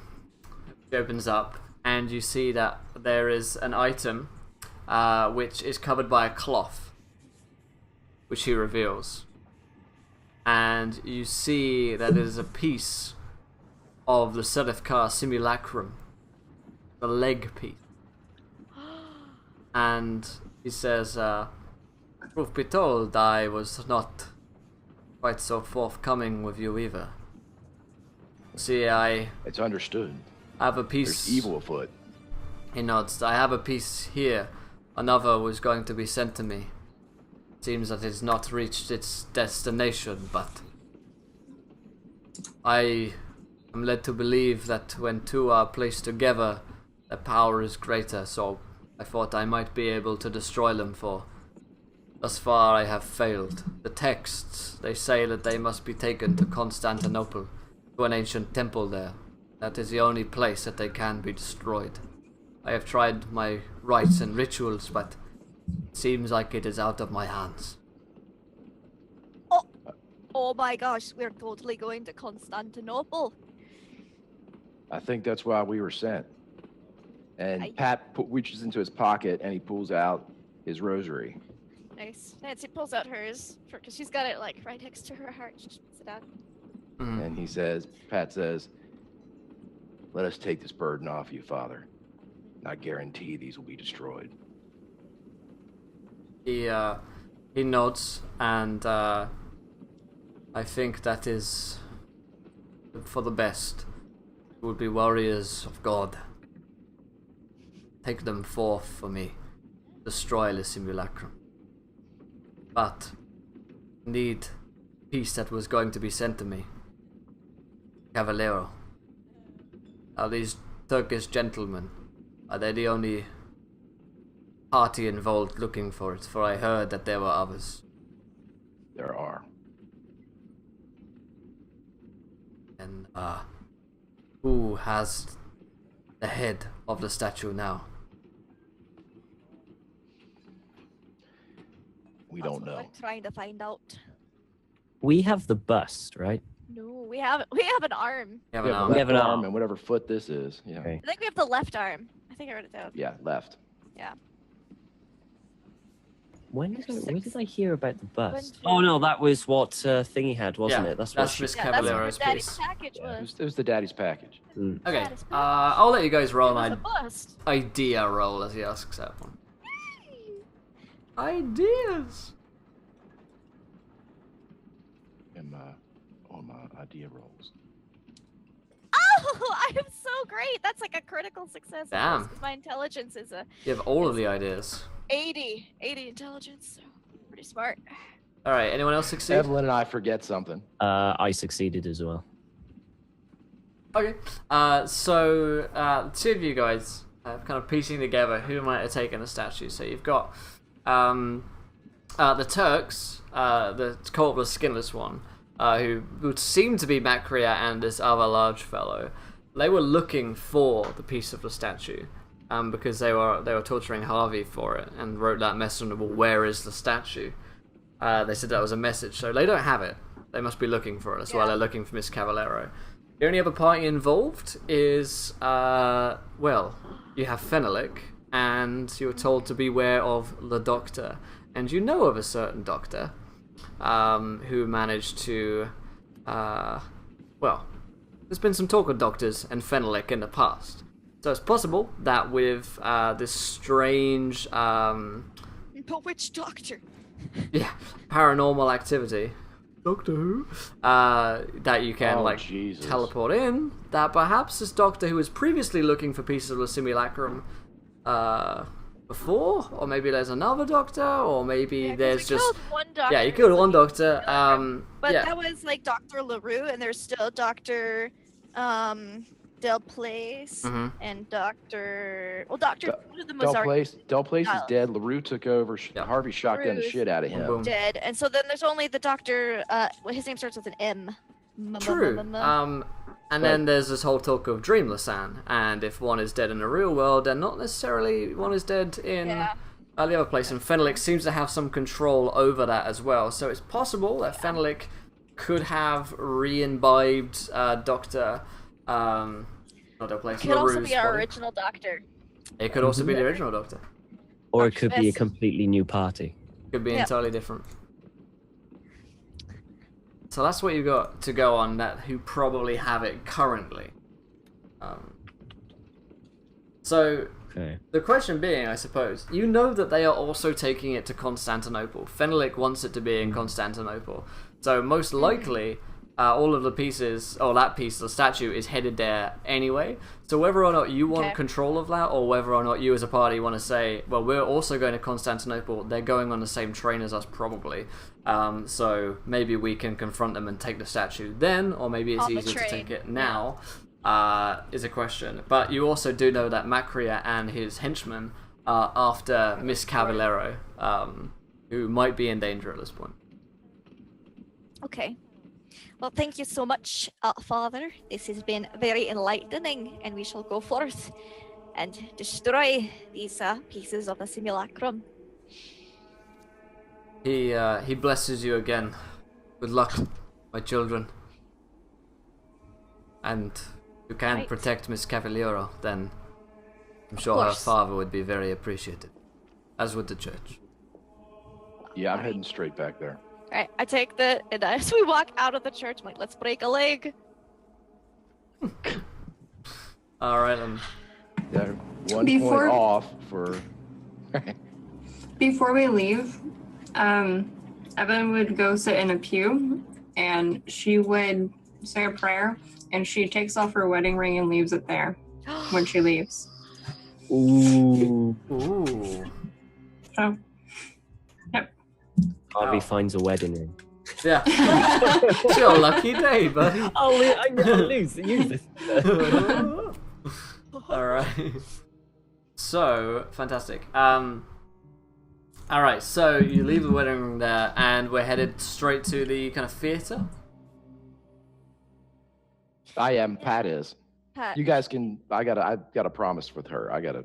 right, we got to keep her safe. However, I would like to see if we could find out where this Oral Malone is, fellow, because he had the scrolls originally. Maybe he might know more about them, or more about what You know, if he's alive. if he's alive. So she's just gonna, Nancy is going to tell Pat to keep Harvey and Miss Cavallero safe. Okay. I'm gonna write down need to change. Change. Okay. clothes. You want me to pick up some new clothes for you in town, Harvey? I'm pretty sure I still got all my stuff. You know. Aye, but you suitcases know, and that. latest factions. We never got to go shopping in Paris. Do I trust Nancy with fashion? Is the question. You can trust Evelyn. She's a married woman. She buys her husband stuff. So Okay. Apparently not anymore. you don't know that. I don't know that. I didn't. Yeah, we yeah, can I have say. the girls go check it out. Yeah, why not? Go on. It'd be interesting to see what you find. All right, we're gonna go shopping, Evelyn, and then we're going to go find this Raul Malone fella. He's Yeah. French, so you can speak with him. It'll be great. In before killed. So, okay, so who's going where? We got Pat on his own, and then the rest of you guys. Oh, I think Harvey's supposed to come with Okay, me. okay, so Pat and Harvey. Okay, boys and girls. We Easy. don't want to lead the blind man around town in case we have to run. Yeah, that's fair enough. I get it. Okay. For brevity too. For brevity, Yeah. Will, what I'd like to do is, so you can go with the girls, but Pat's gonna try to get more out of Harv about the countryside comments that he made.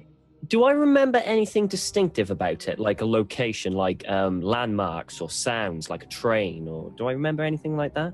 Yeah. Let's see. So you remember the kind of gibbering mass of worms and the cockroaches and the terrible things. But you do have a memory of a clock tower, which you're not sure how it got there or why it's in your memory. But there definitely seems to be the memory of a clock tower in it. Now, you did see a clock tower in Dream Lausanne when you were there before, which was tolling and seemed to be able to change the kind of quote-unquote level or plane that you were on. So it might be that you're just traumatized and that's what's going on there, but you certainly have a memory of connection with it. I just tell Pat about the clock tower and not all the horrific things that I've seen. Does he convey though that when I woke up I was in a field, like that memory? Can you get that out? Yeah, I tell you that. Okay, well then what Pat would do is look for a clock tower, and if I have the ability to send somebody to the local hospitals or whatever would be like an asylum or shelter of some kind to see if anybody matching Harvey's description that might be comatose has arrived. Okay. Yeah, we can say what's going on. Alright, so let's go to go. So Nancy and Evelyn, where are you guys headed? We're seeing if we can find Raul Milan's shop. Raul Milan. Okay, In cool. Milan. Ramalan. So, navigation. Haha. It would come in handy, Evelyn. Evelyn! Oh, yeah. Go Oh, for it. yeah. There you go. You can roll this as well if you want to, Nancy. Alright, just in sure. case. That can't hurt. We're talking before the game. Hey! Oh, you know. Look Nailed at it. that. Yeah. I think I'll just let her. Yeah. do it. She's You nailed know. See, I'm useful, guys. So, you find a little antique store on a corner of Milan in a suburb, and there it says Malone's Antiques and Wares. It's a pretty run down little shop. It's currently open. You can see in, and it looks like there's someone at the front desk. Is it a dude? It looks like a male, yeah, probably an elderly Alright. male. Is he cute? Damn it. Well, she's on the market again for another husband. Yeah. So, you know. I was making Uh-oh. a Tira joke. I'm sorry. So you guys want to go inside? Hello. I would like to go inside. Hello there. There's a kind of little bustle as you walk in. He's like, welcome. He is he seems to be Raul Malone. Is an old Frenchman, and he's wearing old man's clothes. Basically, he has a walking stick. As far as you're concerned, though, he's probably a little bit older than he should be. Based on he was meant to be in the war. Gotta be they cap that, yeah. With Edgar. Yeah. Are you Raul Malone by chance? Oh, yeah. Oui, I am. How can I help you today? We was wondering if you had any, fun things like artifacts from, I don't know, kind of cultish stuff, perhaps, or that kind of thing. Oh, I'm afraid not. I can't say I deal in such things, but I do have a wonderful set of, look at these cats, Chinese cats, and he, starts trying to sell you shit, basically. I don't need any Chinese cats. We were just speaking with Oh. old buddy of yours back in, the last place we were at. Lausanne, by the name of an Edgar. Wellington? His face visibly kind of darkens, and you can tell his mood is shifting. I don't know anyone by that name. Sorry, Oh, it's alright. We don't mean you any ill will or harm. We're just, curious is all. He Just looks quite guarded currently. I don't have I anything see. to tell you. I don't know. Alright, well, could you tell us, 'cause I know he's hiding stuff. Yeah. Oh yeah. We're here to, there's been a lot of cult activity in the area lately, and we're seeing if we can just protect those who were previously involved, because they seem to be going on a murder spree, really. I'm a private investigator sent to protect those who may have had previous contact with said materials, such as, I don't know, scrolls and stuff. I'm out here looking for those people to make sure they stay safe and not get, captured by Turks or anything. You are. I see that you are on the trail of the simulacrum. Must be others, then. He looks very worried. But not for the same reasons as those cults are. We're looking more for. Do you have a gun? A weapon? You I should protect yourselves. don't worry. We are alright. The skinless ones. I did not know what I would be wrapped up in when I got those scrolls off my hands years ago to Edgar. He well. He was well until So he's dead too. he expired just a little bit ago. I'm sorry. I see. We came here to try and, protect those he had connections with. Stand. Do not feel the need to protect me. I will be jumping down. Alright, is there anything you could let us know to help keep ourselves safe? As you can see, we're just... Do not read the Just waiting. scrolls. Do not keep the simulacrum close to you. It has a warping effect. Look at me. And he looks at his kind of, gestures toward his sagging skin. She's read a scroll and I got an left arm up my skirt. Yeah. So if we had read the scrolls and perhaps had a simulacrum on us for Then death is better than living with the knowledge within. Alright. Oh, I see. So, did you have a physical piece of the simulacrum that did all the aging to you, or was that just the scrolls? I was close to it once. One of the pieces broken off. Really? Where was that? Is it here in Milan? Oh, it was years ago. During the war, a young man, a friend of mine who I was serving with, found it and, he got me involved in it, started talking about this quest to bring it to Milan, and Could you tell us his name? LaRue was his name. I believe we've met a Dr. LaRue. I mean, he's a doctor now.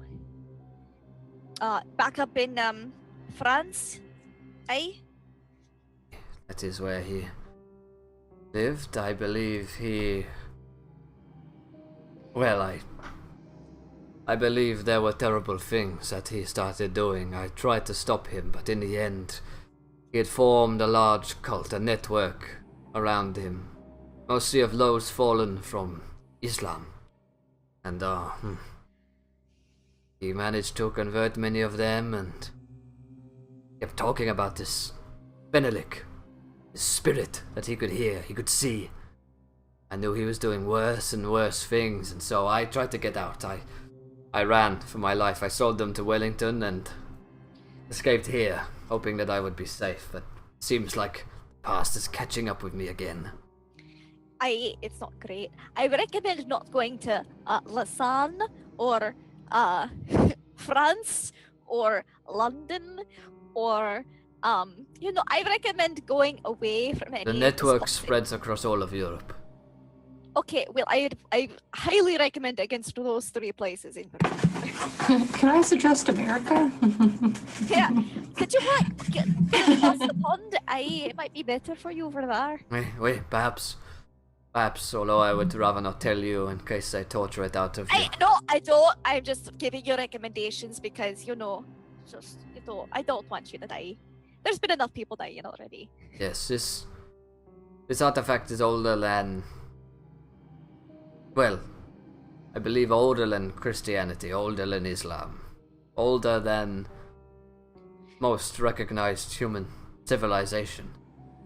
It is ancient, perhaps not even of this place, or perhaps it's indicative of a time before man, where other things ruled.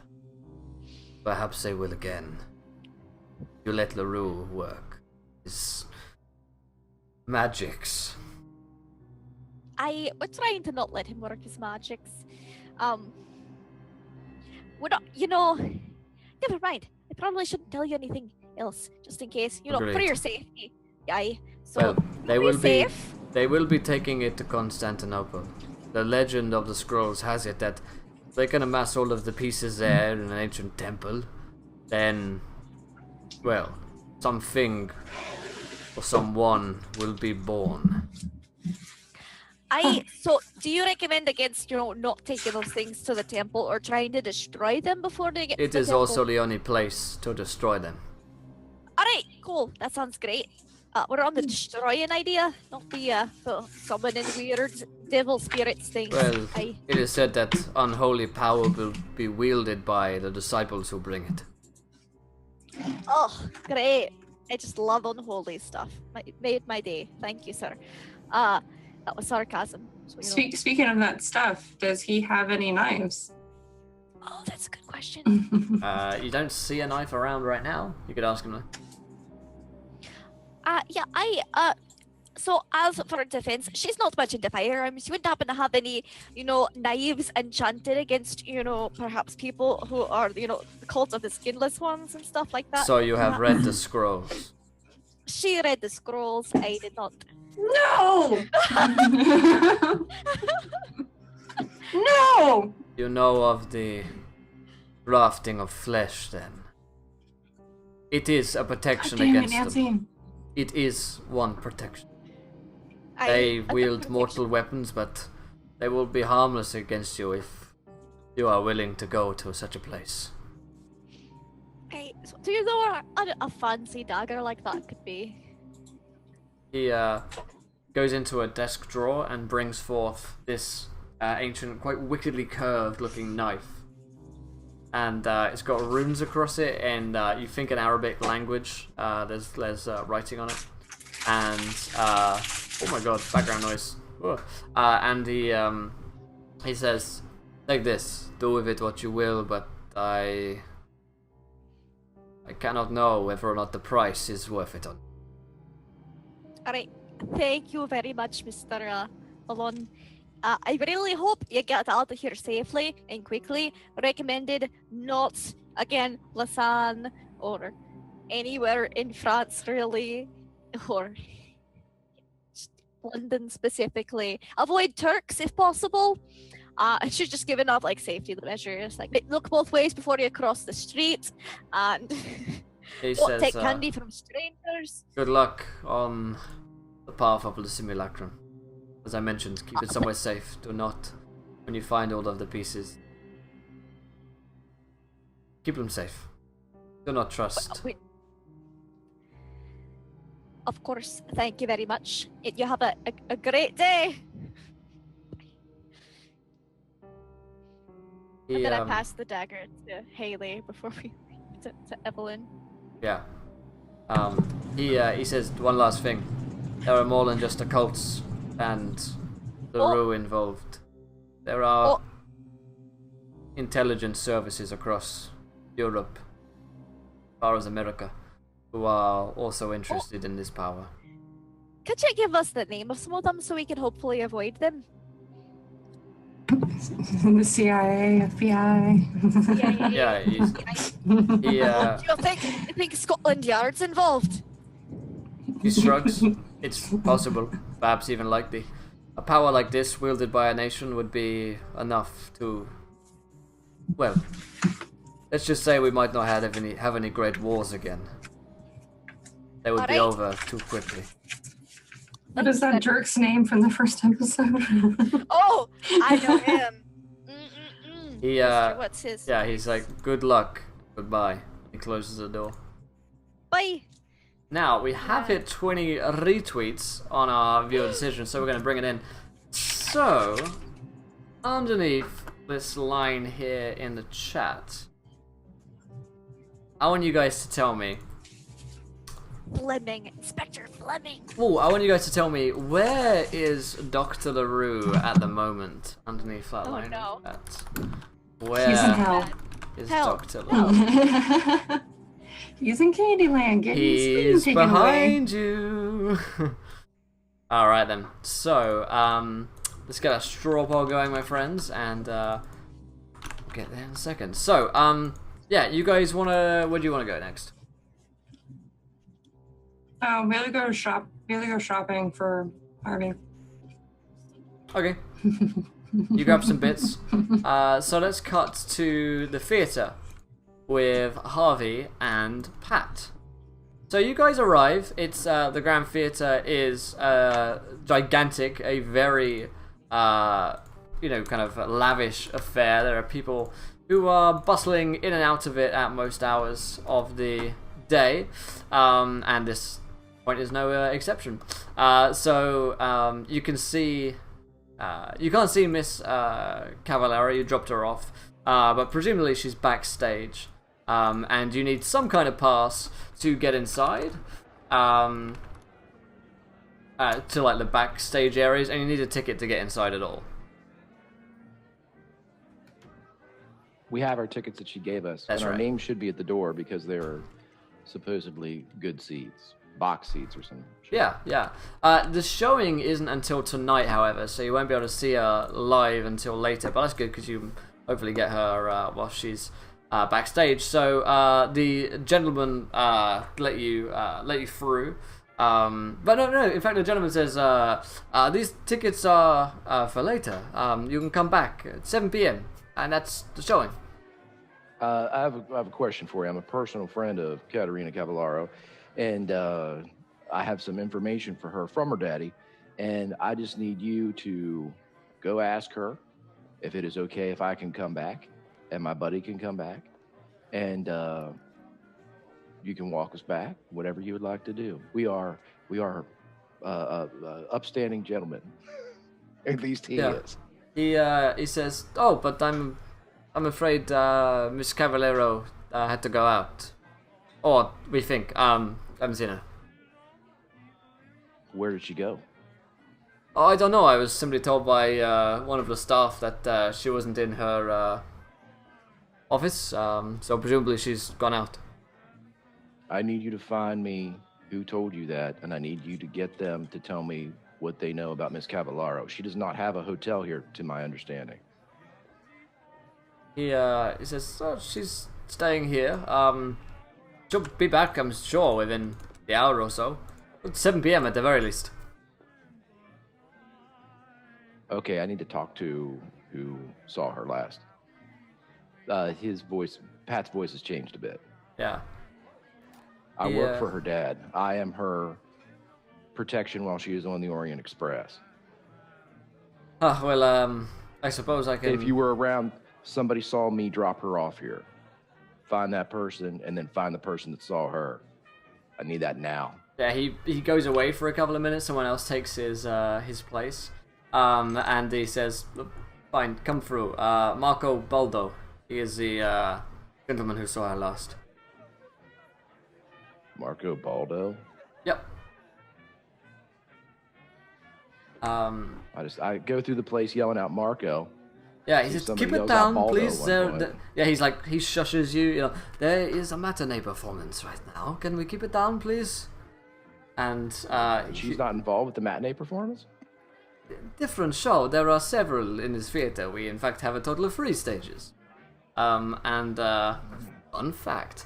So he, Marco Polo. Yeah. He he leads you back through the kind of staff areas, like the wings, where there's costumery going on right now. It seems like there's like a lot of Egyptian theme. People are like dressed as Egyptians. There's like a chariot that you see, which is currently being like painted up, final touches for tonight, and people who have been like bronzed out and colored up to look like they're like in an Egyptian bas relief.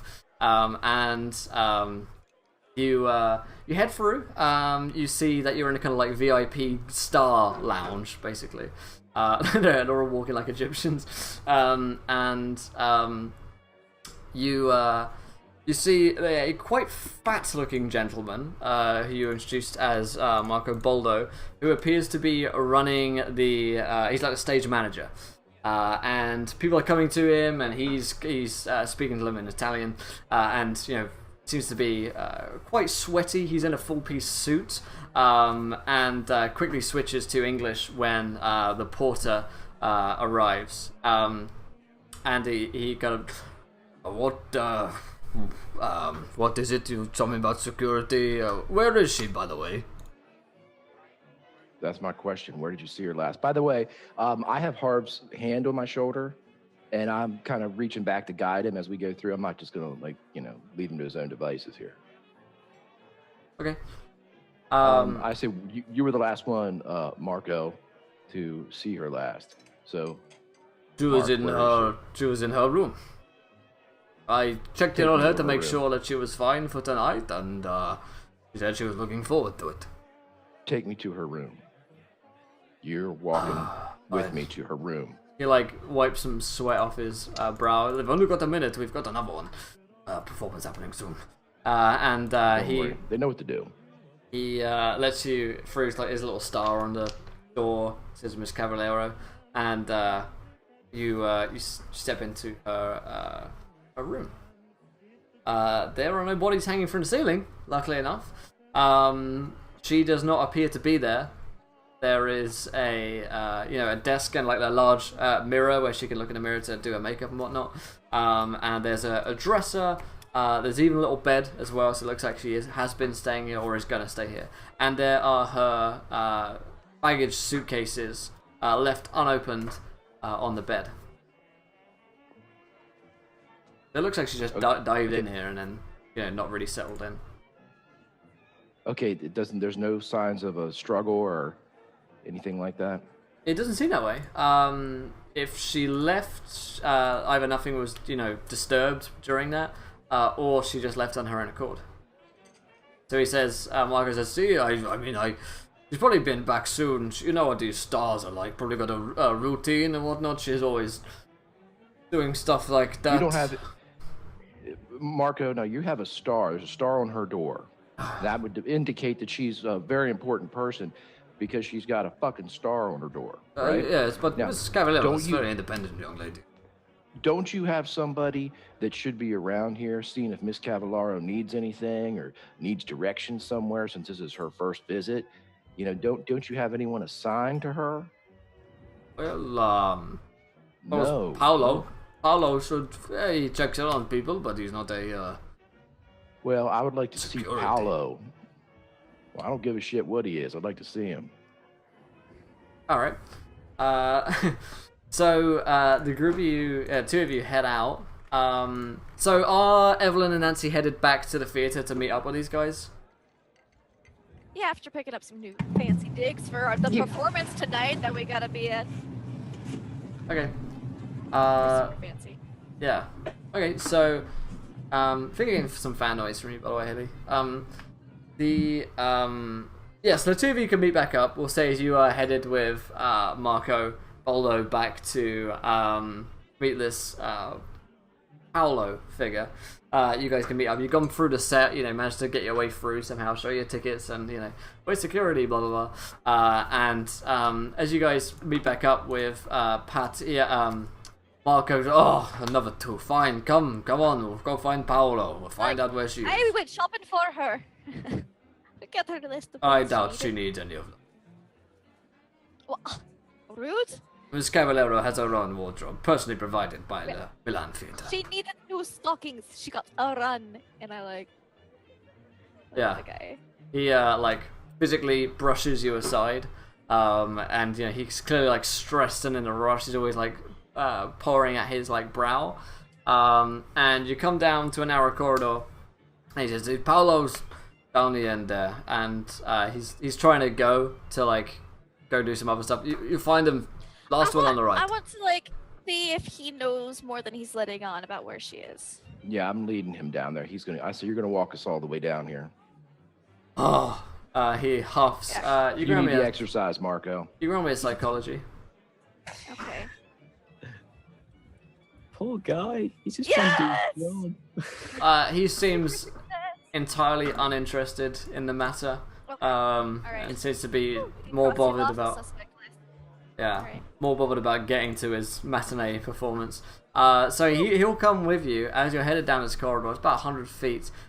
You see that the doors behind you are thrown open, and there is a chariot, the same chariot that you saw before, which has two skeletal steeds and two people on it who appear to be possessed with the same white pupils that you saw before, armed with bows and spears, who are charging full force towards you guys with a chariot. Duck. I grab Harvey and I duck into if there's any doors in the hallway. I Okay. Yeah, you guys can all roll me dexterity checks. And I will roll one for our friend here as well. Hold on a second there, Will. Okay. Yeah, if anyone's ducking, you can roll me dex if you're doing anything else. Evelyn. Let me know. A success. Oh wow, he super succeeded. Not as much as Evelyn. Yeah, take that. I'm toying with the idea of kicking this guy's legs out, by the way. Or Marco, but... Oh! Oh, that's because I'm pushing you. I'm go Harvey. The extra velocity is. It helps. Alright, so everyone succeeded? Yeah. Yeah. Definitely. Alright, so the spectral carriage just passes by you guys, and they fire an arrow. A javelin is slung towards you guys, but you manage to dive out of the way as it charges in towards you. As it reaches the end of the corridor, it just passes through the wall. And Marco is there, and he's kind of screwed. What the? What were they doing? Oh, those idiots! Wasn't that their cue? Hey. He is sweating. He's a fat guy. He had to dive out of the way of a rolling chariot going towards him. And Right. so he's just sweating up against the wall, completely dumbfounded as to what just happened. Okay, I say, what's through that door? Where did it come from? The other stage? Yeah, it's on the other stage. Okay. I don't know what to do, but Pat's gonna go in. Both guns out, the sand gun and big ass 44. Okay. Okay. Anything else you guys want to do? I'm going to get Harvey's okay and not because I didn't push him to get out of the way. All right. And then sorry about that. There's a chariot. I know you couldn't. It was bad. All right. Kind of keep an eye. I want to be a good distance back from Pat, but I'm gonna be ready with my gun too. Okay, and you want to head through the door that they just came from? Yes. Okay. Harvey and Evelyn, Mm-hmm. what are you guys doing? Who has the leg, by the way? Did we? I thought I had the arm, but apparently you had it. So Yeah, I've had the arm since the beginning of the training. Yeah, right? Nancy's got the arm. who wants to have the leg? Do you want to have I guess Evelyn might have it because yeah, she's the other person who's. I could have sworn I had one of them, but You can have the leg. sure, I'll We'll have give the you the leg. No, Where's you the do leg? that. Alright. All right. So you guys are headed back the way that the doors kind of were thrown open, where the chariot rode out towards you guys. Yeah, you see that as you kind of are you going to fling open the doors or just kind of like turn slowly around them? I am a peeker, Will. Alright. World-class peeker. World-class speaker. Okay, so as Pat just like opens the door very Yeah, I'm gonna slowly. slow it open, yeah. Yeah.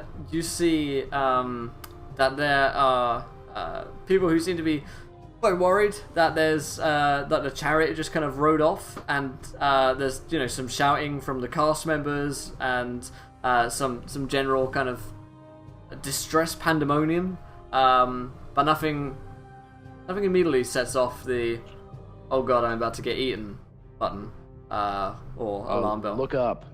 I look up. Make sure there's nothing hanging from the drops or anything. Okay.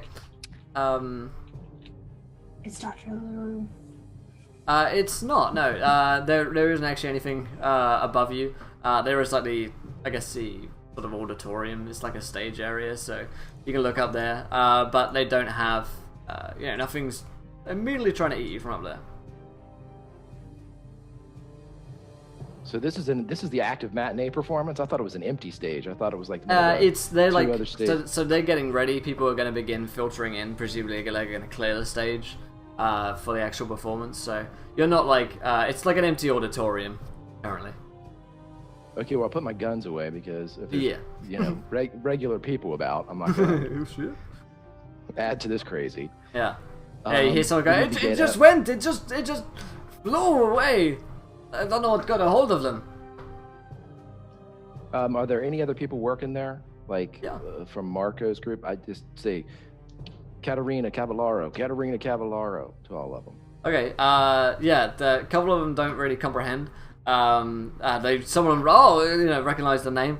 And one of them, woman says, I saw her. She was with a man, two men actually. Turkish man? Oh, yeah. Dark skin, one Tall? big. Oh, Yep. yeah. Friends of Where'd hers. they go? Friends of hers. Right. Where'd they go? I don't know, something, their timepiece on them, I don't know where they went. I think out that way, but could have gone anywhere. Maybe cafe? Okay, I'm heading towards whatever direction they said, but we got to get everybody together. We can't leave Harvey and Evelyn back here if these assholes can. Nope. And while everybody's getting together, I open up the watch and look at it. Yeah. The watch is ticking. And where previously it said the witching hour on text there, it says 1, just the letter 1. I click it one time. It goes to 2.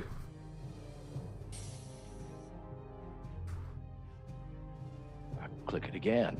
Oh, stop clicking that thing. We There's got to get back 4 and get surges. Harvey and Evelyn. It goes to 3, and all of the lights in the place go off, and you're in darkness.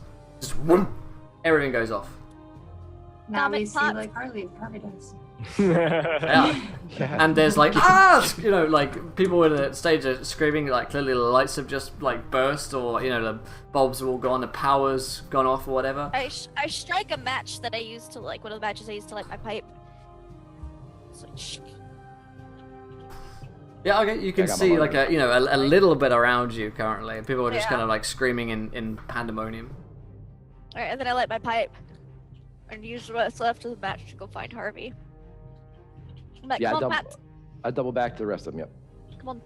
Yep. I would assume that I would have stayed with Harvey in the bag. Sure. Okay. So Harvey and Evelyn are found by Pat and Nancy. Where do you guys want to head? Or what do you want to do, I guess? You're muted. Are the lights out in the whole place? It seems so, yeah. It's almost an unnatural darkness. What did you do? Click it again. Well, I think we should not Yeah, click yeah. the thingy. That made all the lights go out. That sounds great. Let's get outside and find Miss Cavallero. Maybe check Nah, out the she's- room on the way. She's in here. All right. She's just not in this one. Oh I don't no. know. I don't know what I'm saying, but everybody, hold on to me. I'm gonna click his fucker again. All right. I grab Harvey's hand and like Evelyn's hand. We all like link hands. Oh boy. Click. All right.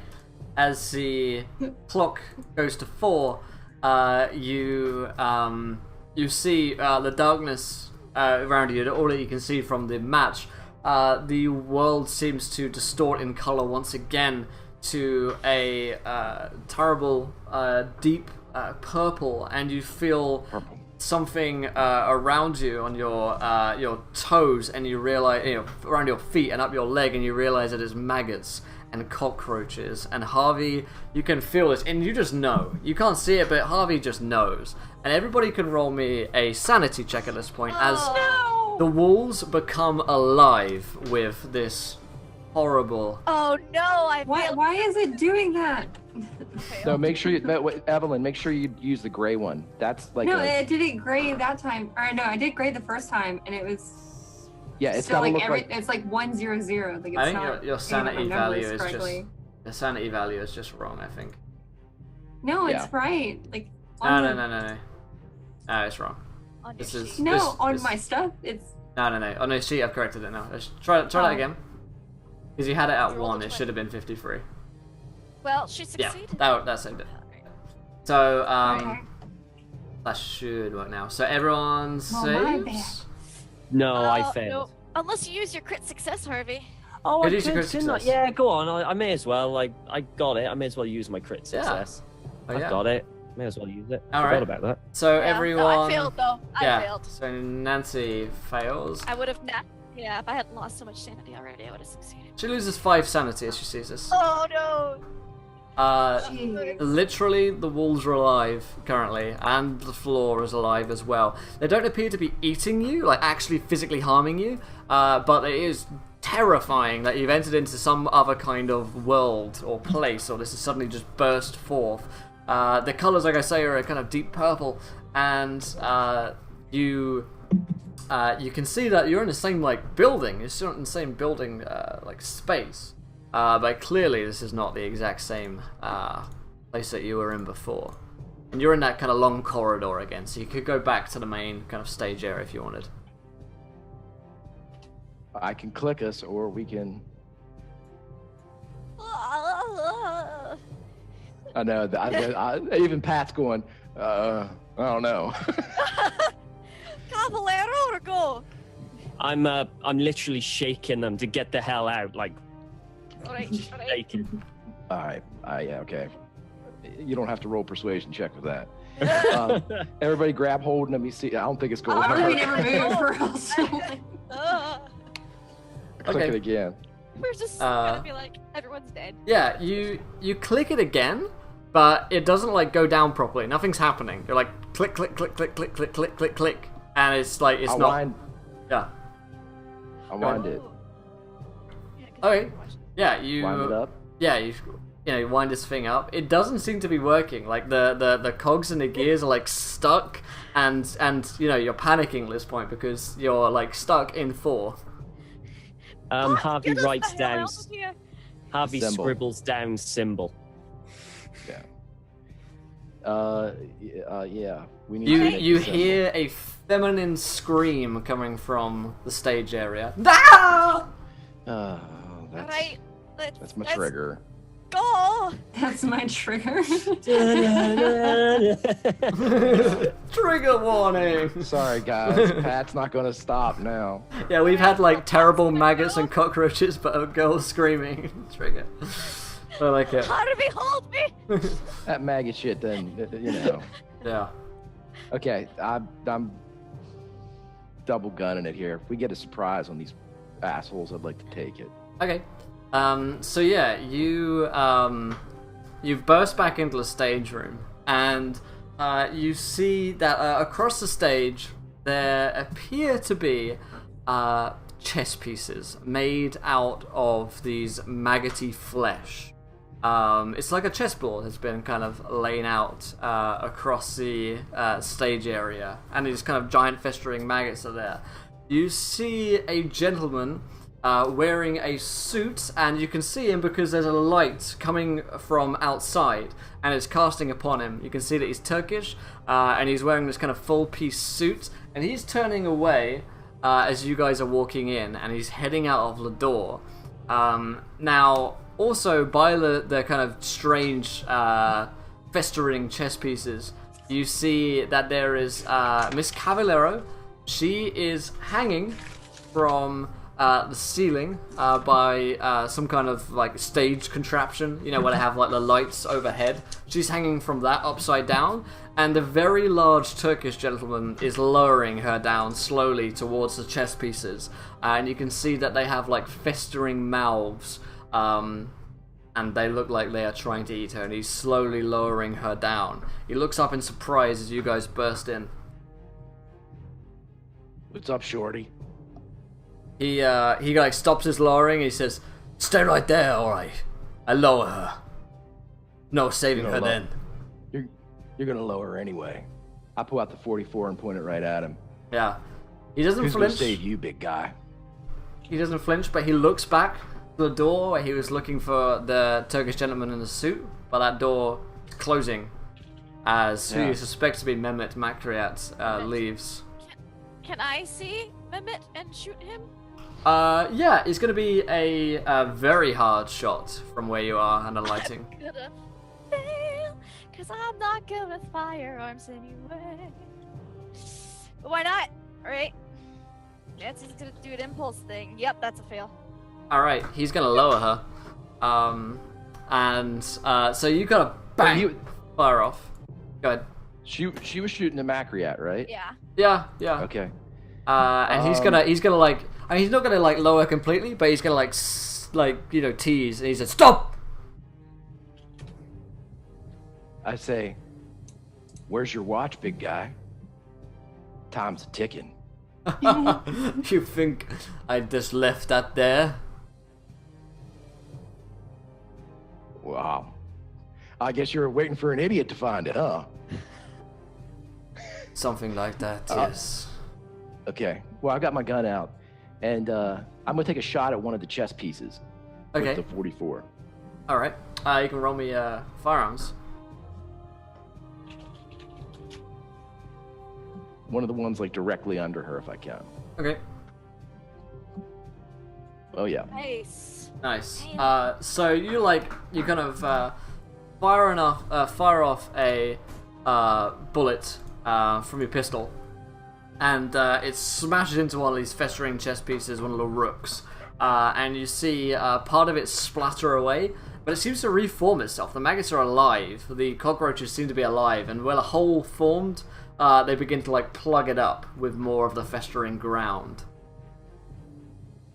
And he says, "See, we brought you here. My master brought you here for a choice. You could join us. You have pieces of the simulacrum. Untold power awaits us. The skinless one will rise. All you need do is join us." How is the chessboard set up? Does it look like there's a game in progress? Yeah, definitely. Yeah, definitely pieces have been moved around. Alright, does it look like a certain side is winning? You could roll me a spot hidden. I mean, they are all like moving and festering, and it actually hurts your eyes to look at them. Yes! Yes, that's a really good success. Nice. So yeah, you in fact, do you have a temporary insanity because you lost 5 sanity points at the same time?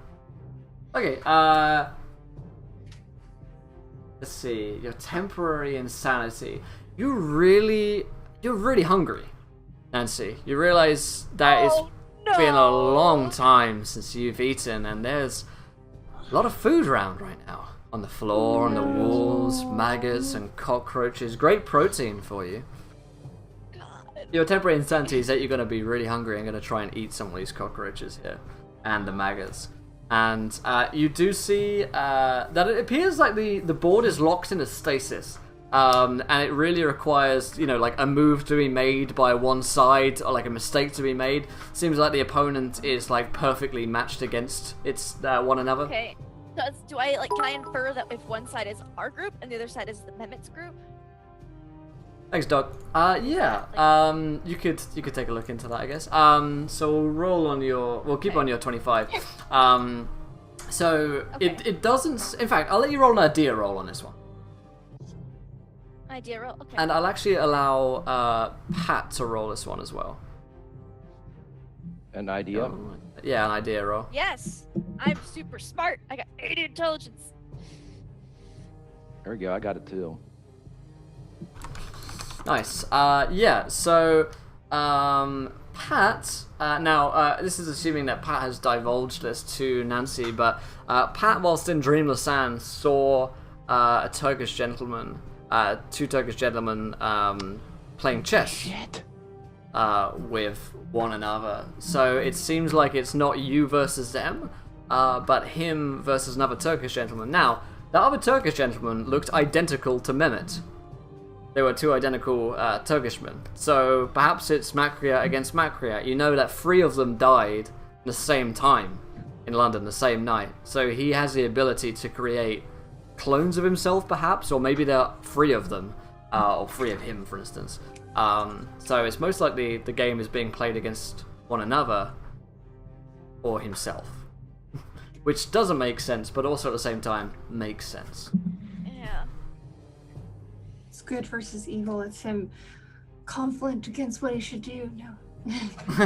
Something like that, yeah. Or he's just fucking crazy. Probably that. Probably that, yeah. All the above. Nothing good comes from playing with yourself.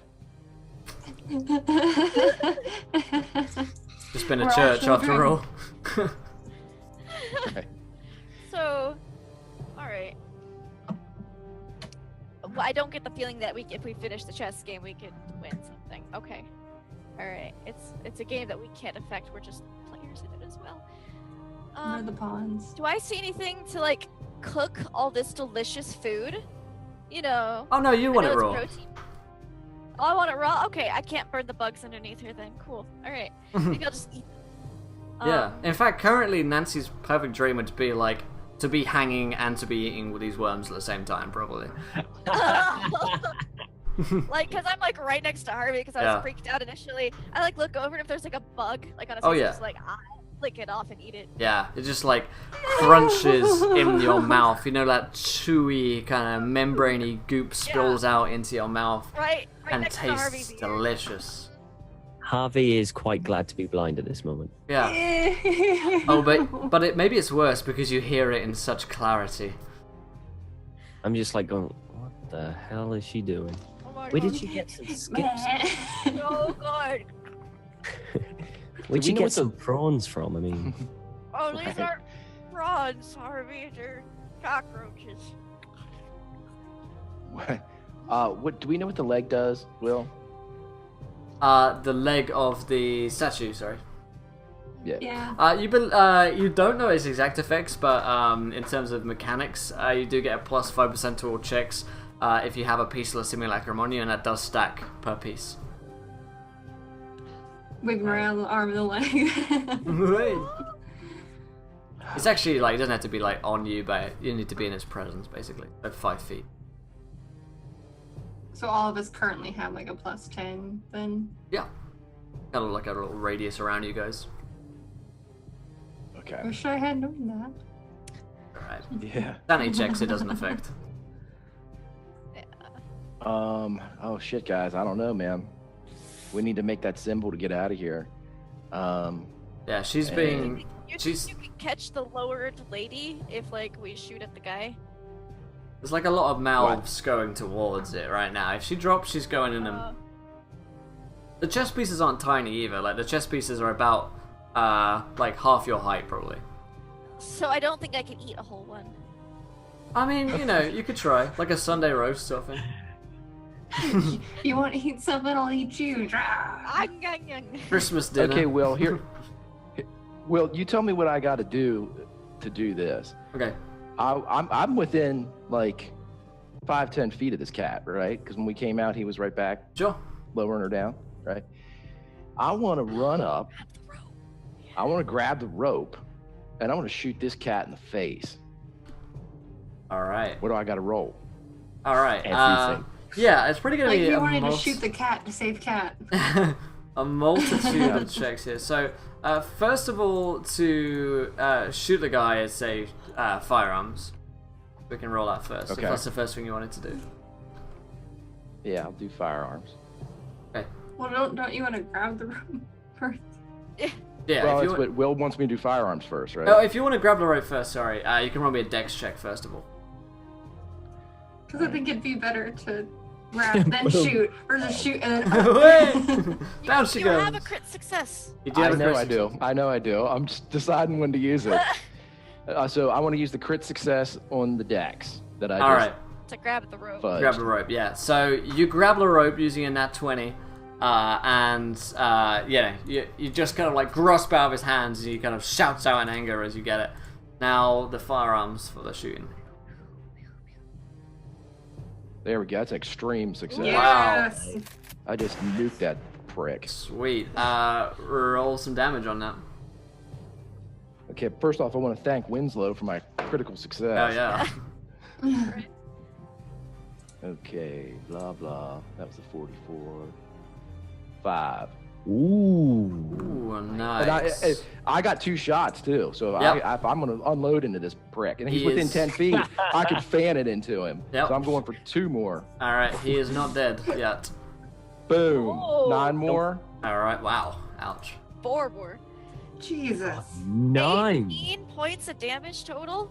Does he have a chest left? I mean, Well, Nope. Actually- Vegetarian. Can I shoot as well while shoving bugs down my throat the other way? I'm gonna check it. So first of all, you've found a trigger, and this bang bang bang goes into his chest, and face. So yeah, most of the shots that kind of center into his chest.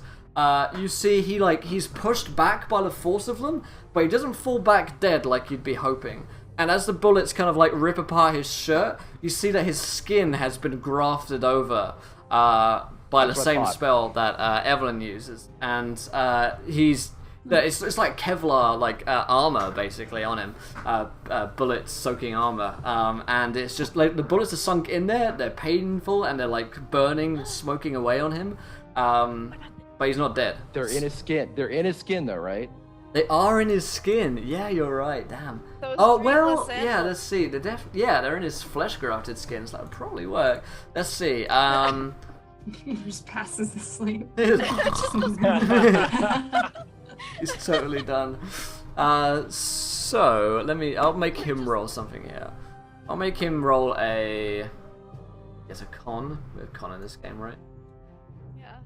Yeah, I'll make him roll a con to see if he can resist the effects of Dreamless Sand. He does. So they're not fully enough into his skin because that's been like grafted onto him. It's not necessarily like his skin doesn't go into his blood system, not deep enough in. So they're in him, but he doesn't fall asleep. So that's Pat's like surprise. Let's roll initiative before we do anything else. I feel like he should have to roll for each bullet because that's 3 bullets. I like that idea. Yeah, no, I like that idea, but also no. So let's roll. Let's roll. I forget what If you initiative will. is in this. Let's just roll our dex for initiative. Okay. Being there's any- No. been a while. I got it. Damn. I got Pat's a- so fast. Yeah, so fast. So is Evelyn.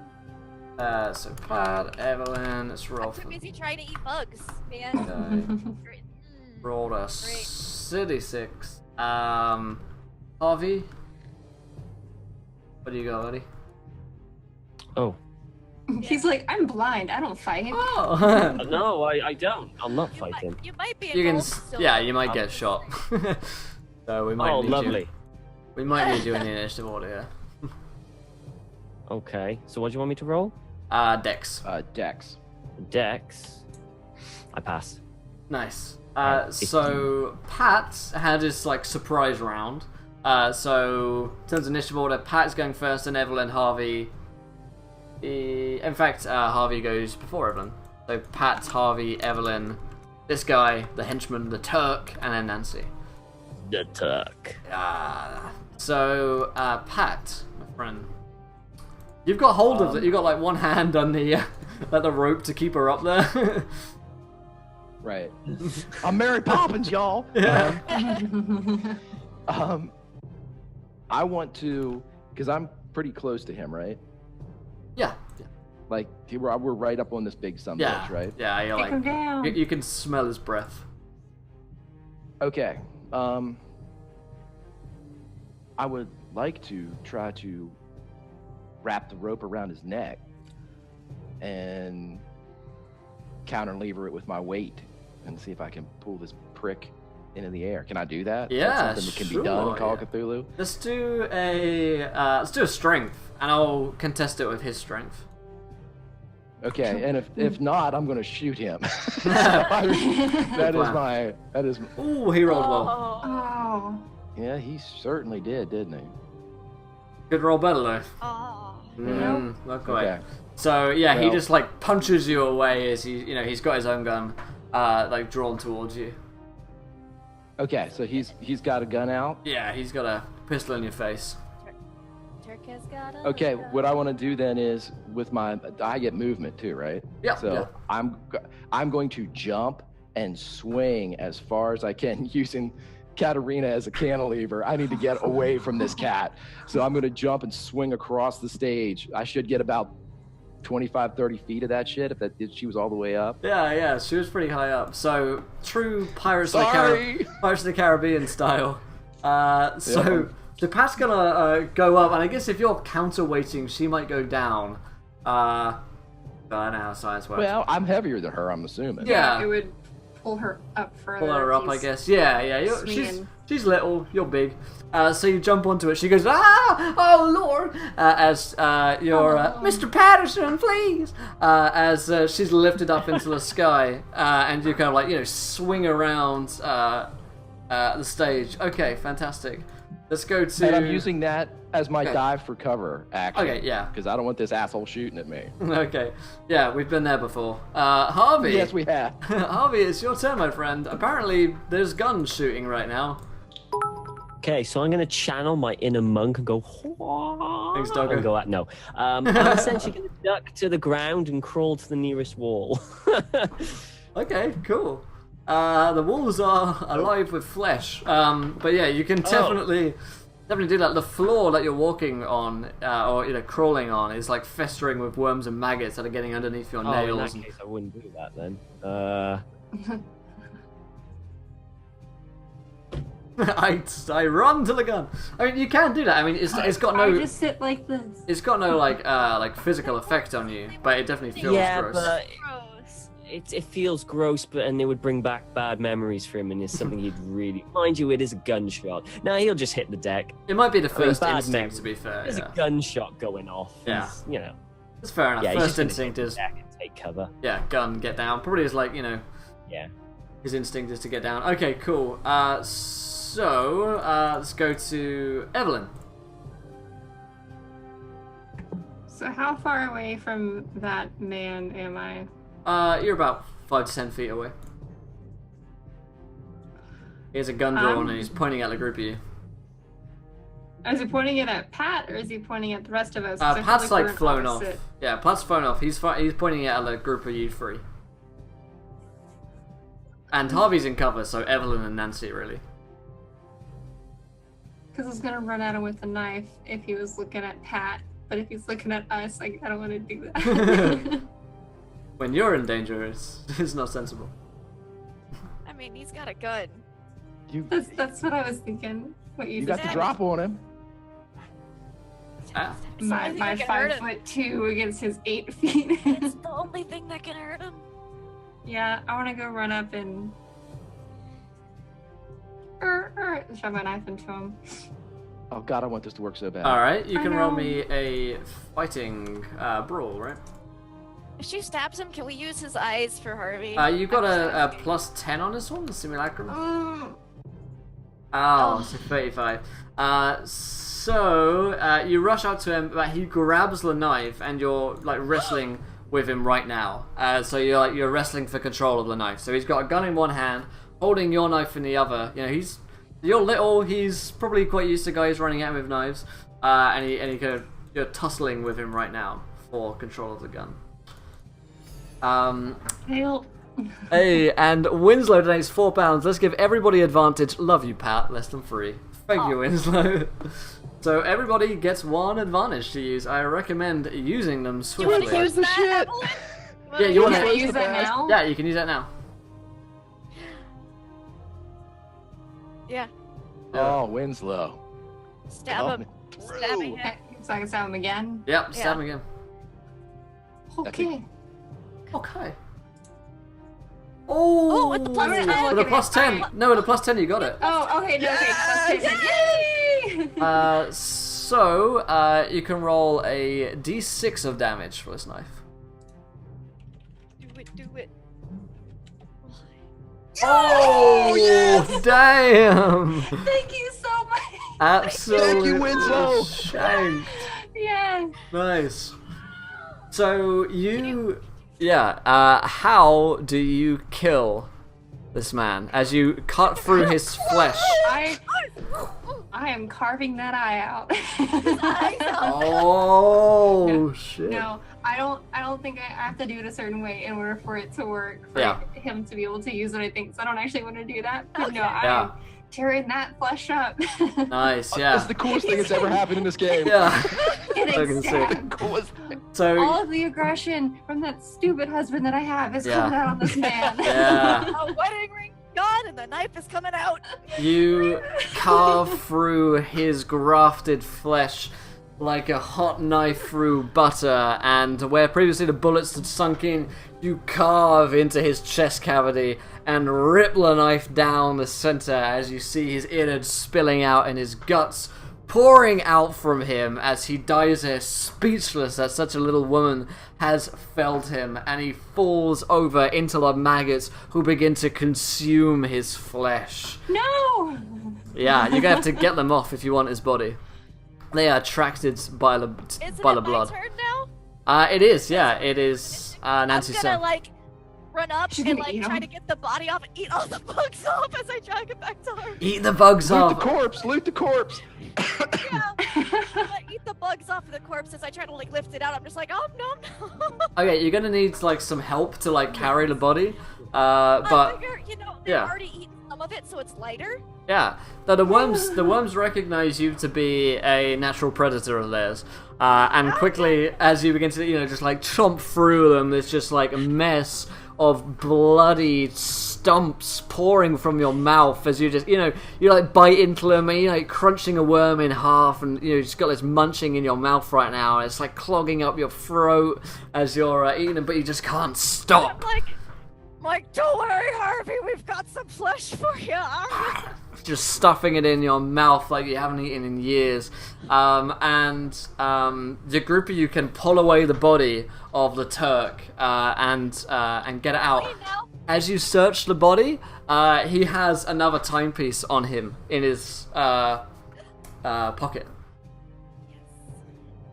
Hell yeah. So who's playing with that? Evelyn. That's Evelyn's.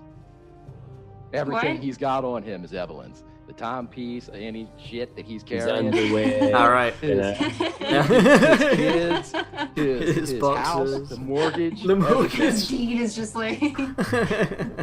his will and testimony. I like it.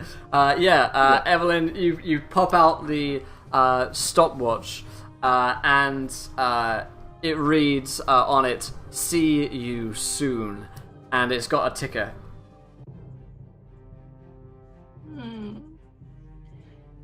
I'm getting Cavallaro down, by the way. Okay, yeah, she's like, oh, look at Lord Pat. You like get her down. She's absolutely shell shocked right now. So while we're in this terrible place, Yeah. do we want to go ahead and do the stupid fucking ritual? Well, we don't know if the body's gonna come with us, so we might not want to bring the body back with us. It might be the best thing to do it here in this place. Okay. Yeah. Well, what do I need to do to get Harvey some eyes and a tongue? All right. Yeah. First of all, I couldn't be happier right now. Would you rather see or talk? Because I think per item I lose sanity. So. Yeah. Well, Yeah, muted her down. Well, I mean, So that is 2d6 per thing. Yeah. So that's a lot of sanity that I can be losing. We gotta have a decision I'm the now. only person who can cast it. I mean, So- Harvey's shaking his head. He's going like I don't that. want anything.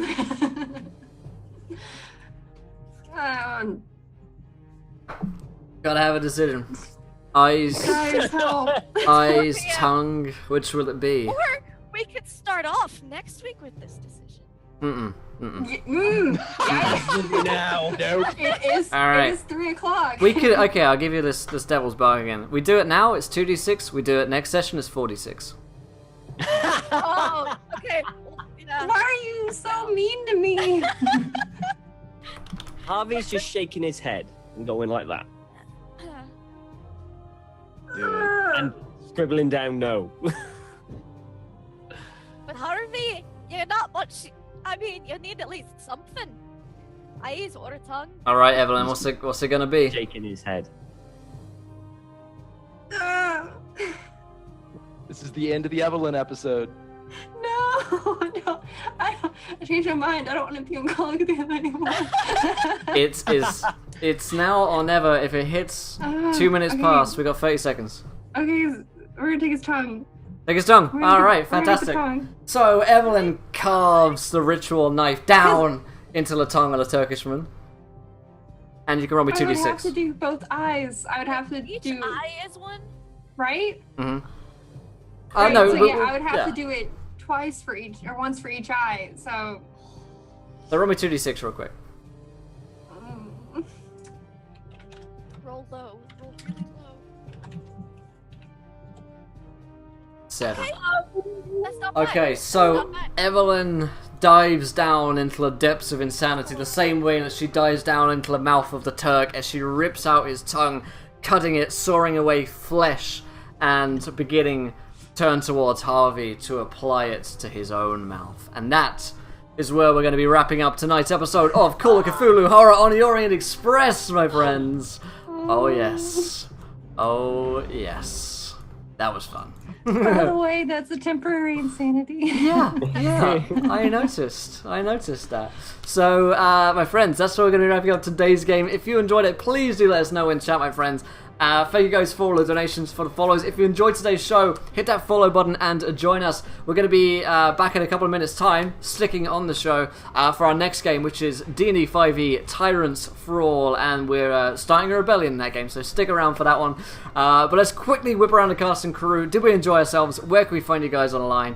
And yeah, I've got to keep it a little quick because I ran over a little bit there with the eyes and tongue, but... What can I say? I get carried away by eyes and tongue a lot. Let's go to Redundant, our triumphant returning hero. Yes. Right. Well, thanks for having me. Sorry to screw everyone around with coming and going and all that jazz, but I am here now. Even though eyeless and may not be so tongueless anymore. But yeah, I had fun. I had a lot of fun. It was good, and I'm glad that I won't be missing all this. Yeah. I'm really glad. Fantastic. And Twitch, Twitter, stuff like that. Oh yeah. Yeah. I'm on Twitch, Redundant UK. You can check me out there. I stream Monday to Fridays. The times will be changing, but I'll let you know about it. And you can also catch me up on Twitter, Redundant_UK. Fantastic. So, Greg.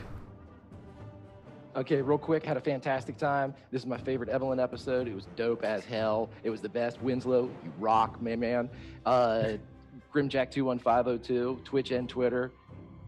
I'm out. Fantastic. Fantastic. Lindy. Ah! Oh my gosh, awesome, great, terrifying. Can't wait till next week. Poor Harvey. But Nancy's like she's still got that governor on her engine now. She's not gonna completely go off the end. Yeah. She's at least still alive. She might even be a little bit more protective about him now than she was previously. Yeah. So that'll be fun. You can find me online, Twitch, Twitter, Instagram, Laugh Love Lindy. I stream Dungeons and Dragons later tonight. Video games on Wednesdays and cosplays on Fridays. Fantastic. And last but not least, our very own tongue-happy Evelyn Haley. That's all I want to do is scream. I hate making decisions. I hate being in charge. And now Harvey can scream too. No, he can't. And he can curse me out. How dare you? I don't want no Turkish tongue in my mouth. I wanted that reporter girl's tongue. But besides that, great to have Harvey back. I had a mostly great time. Good. I am the great Haley on Twitch, Twitter, Instagram, yada yada. Fantastic. I am streaming tonight, 4 to 11 Central Time Zone. So when you're done with D&D, come see me or Lindy or both. There you go. Fantastic stuff. Yeah. Well, thank you guys so much for joining us. I'm very much looking forward to next week where we get some more tongue action, my favorite kind. But yeah, we're sticking around for the next game, Tyrants for All. We'll see you guys again soon, Horror on the Orient Express crew. Try not to cut out anyone else's tongues or go completely insane until we see you next time. Or eat bugs. Or eat bugs, Don't yeah. eat bugs. Eat bugs, kid. We'll see you guys soon. Goodbye, guys. Bye.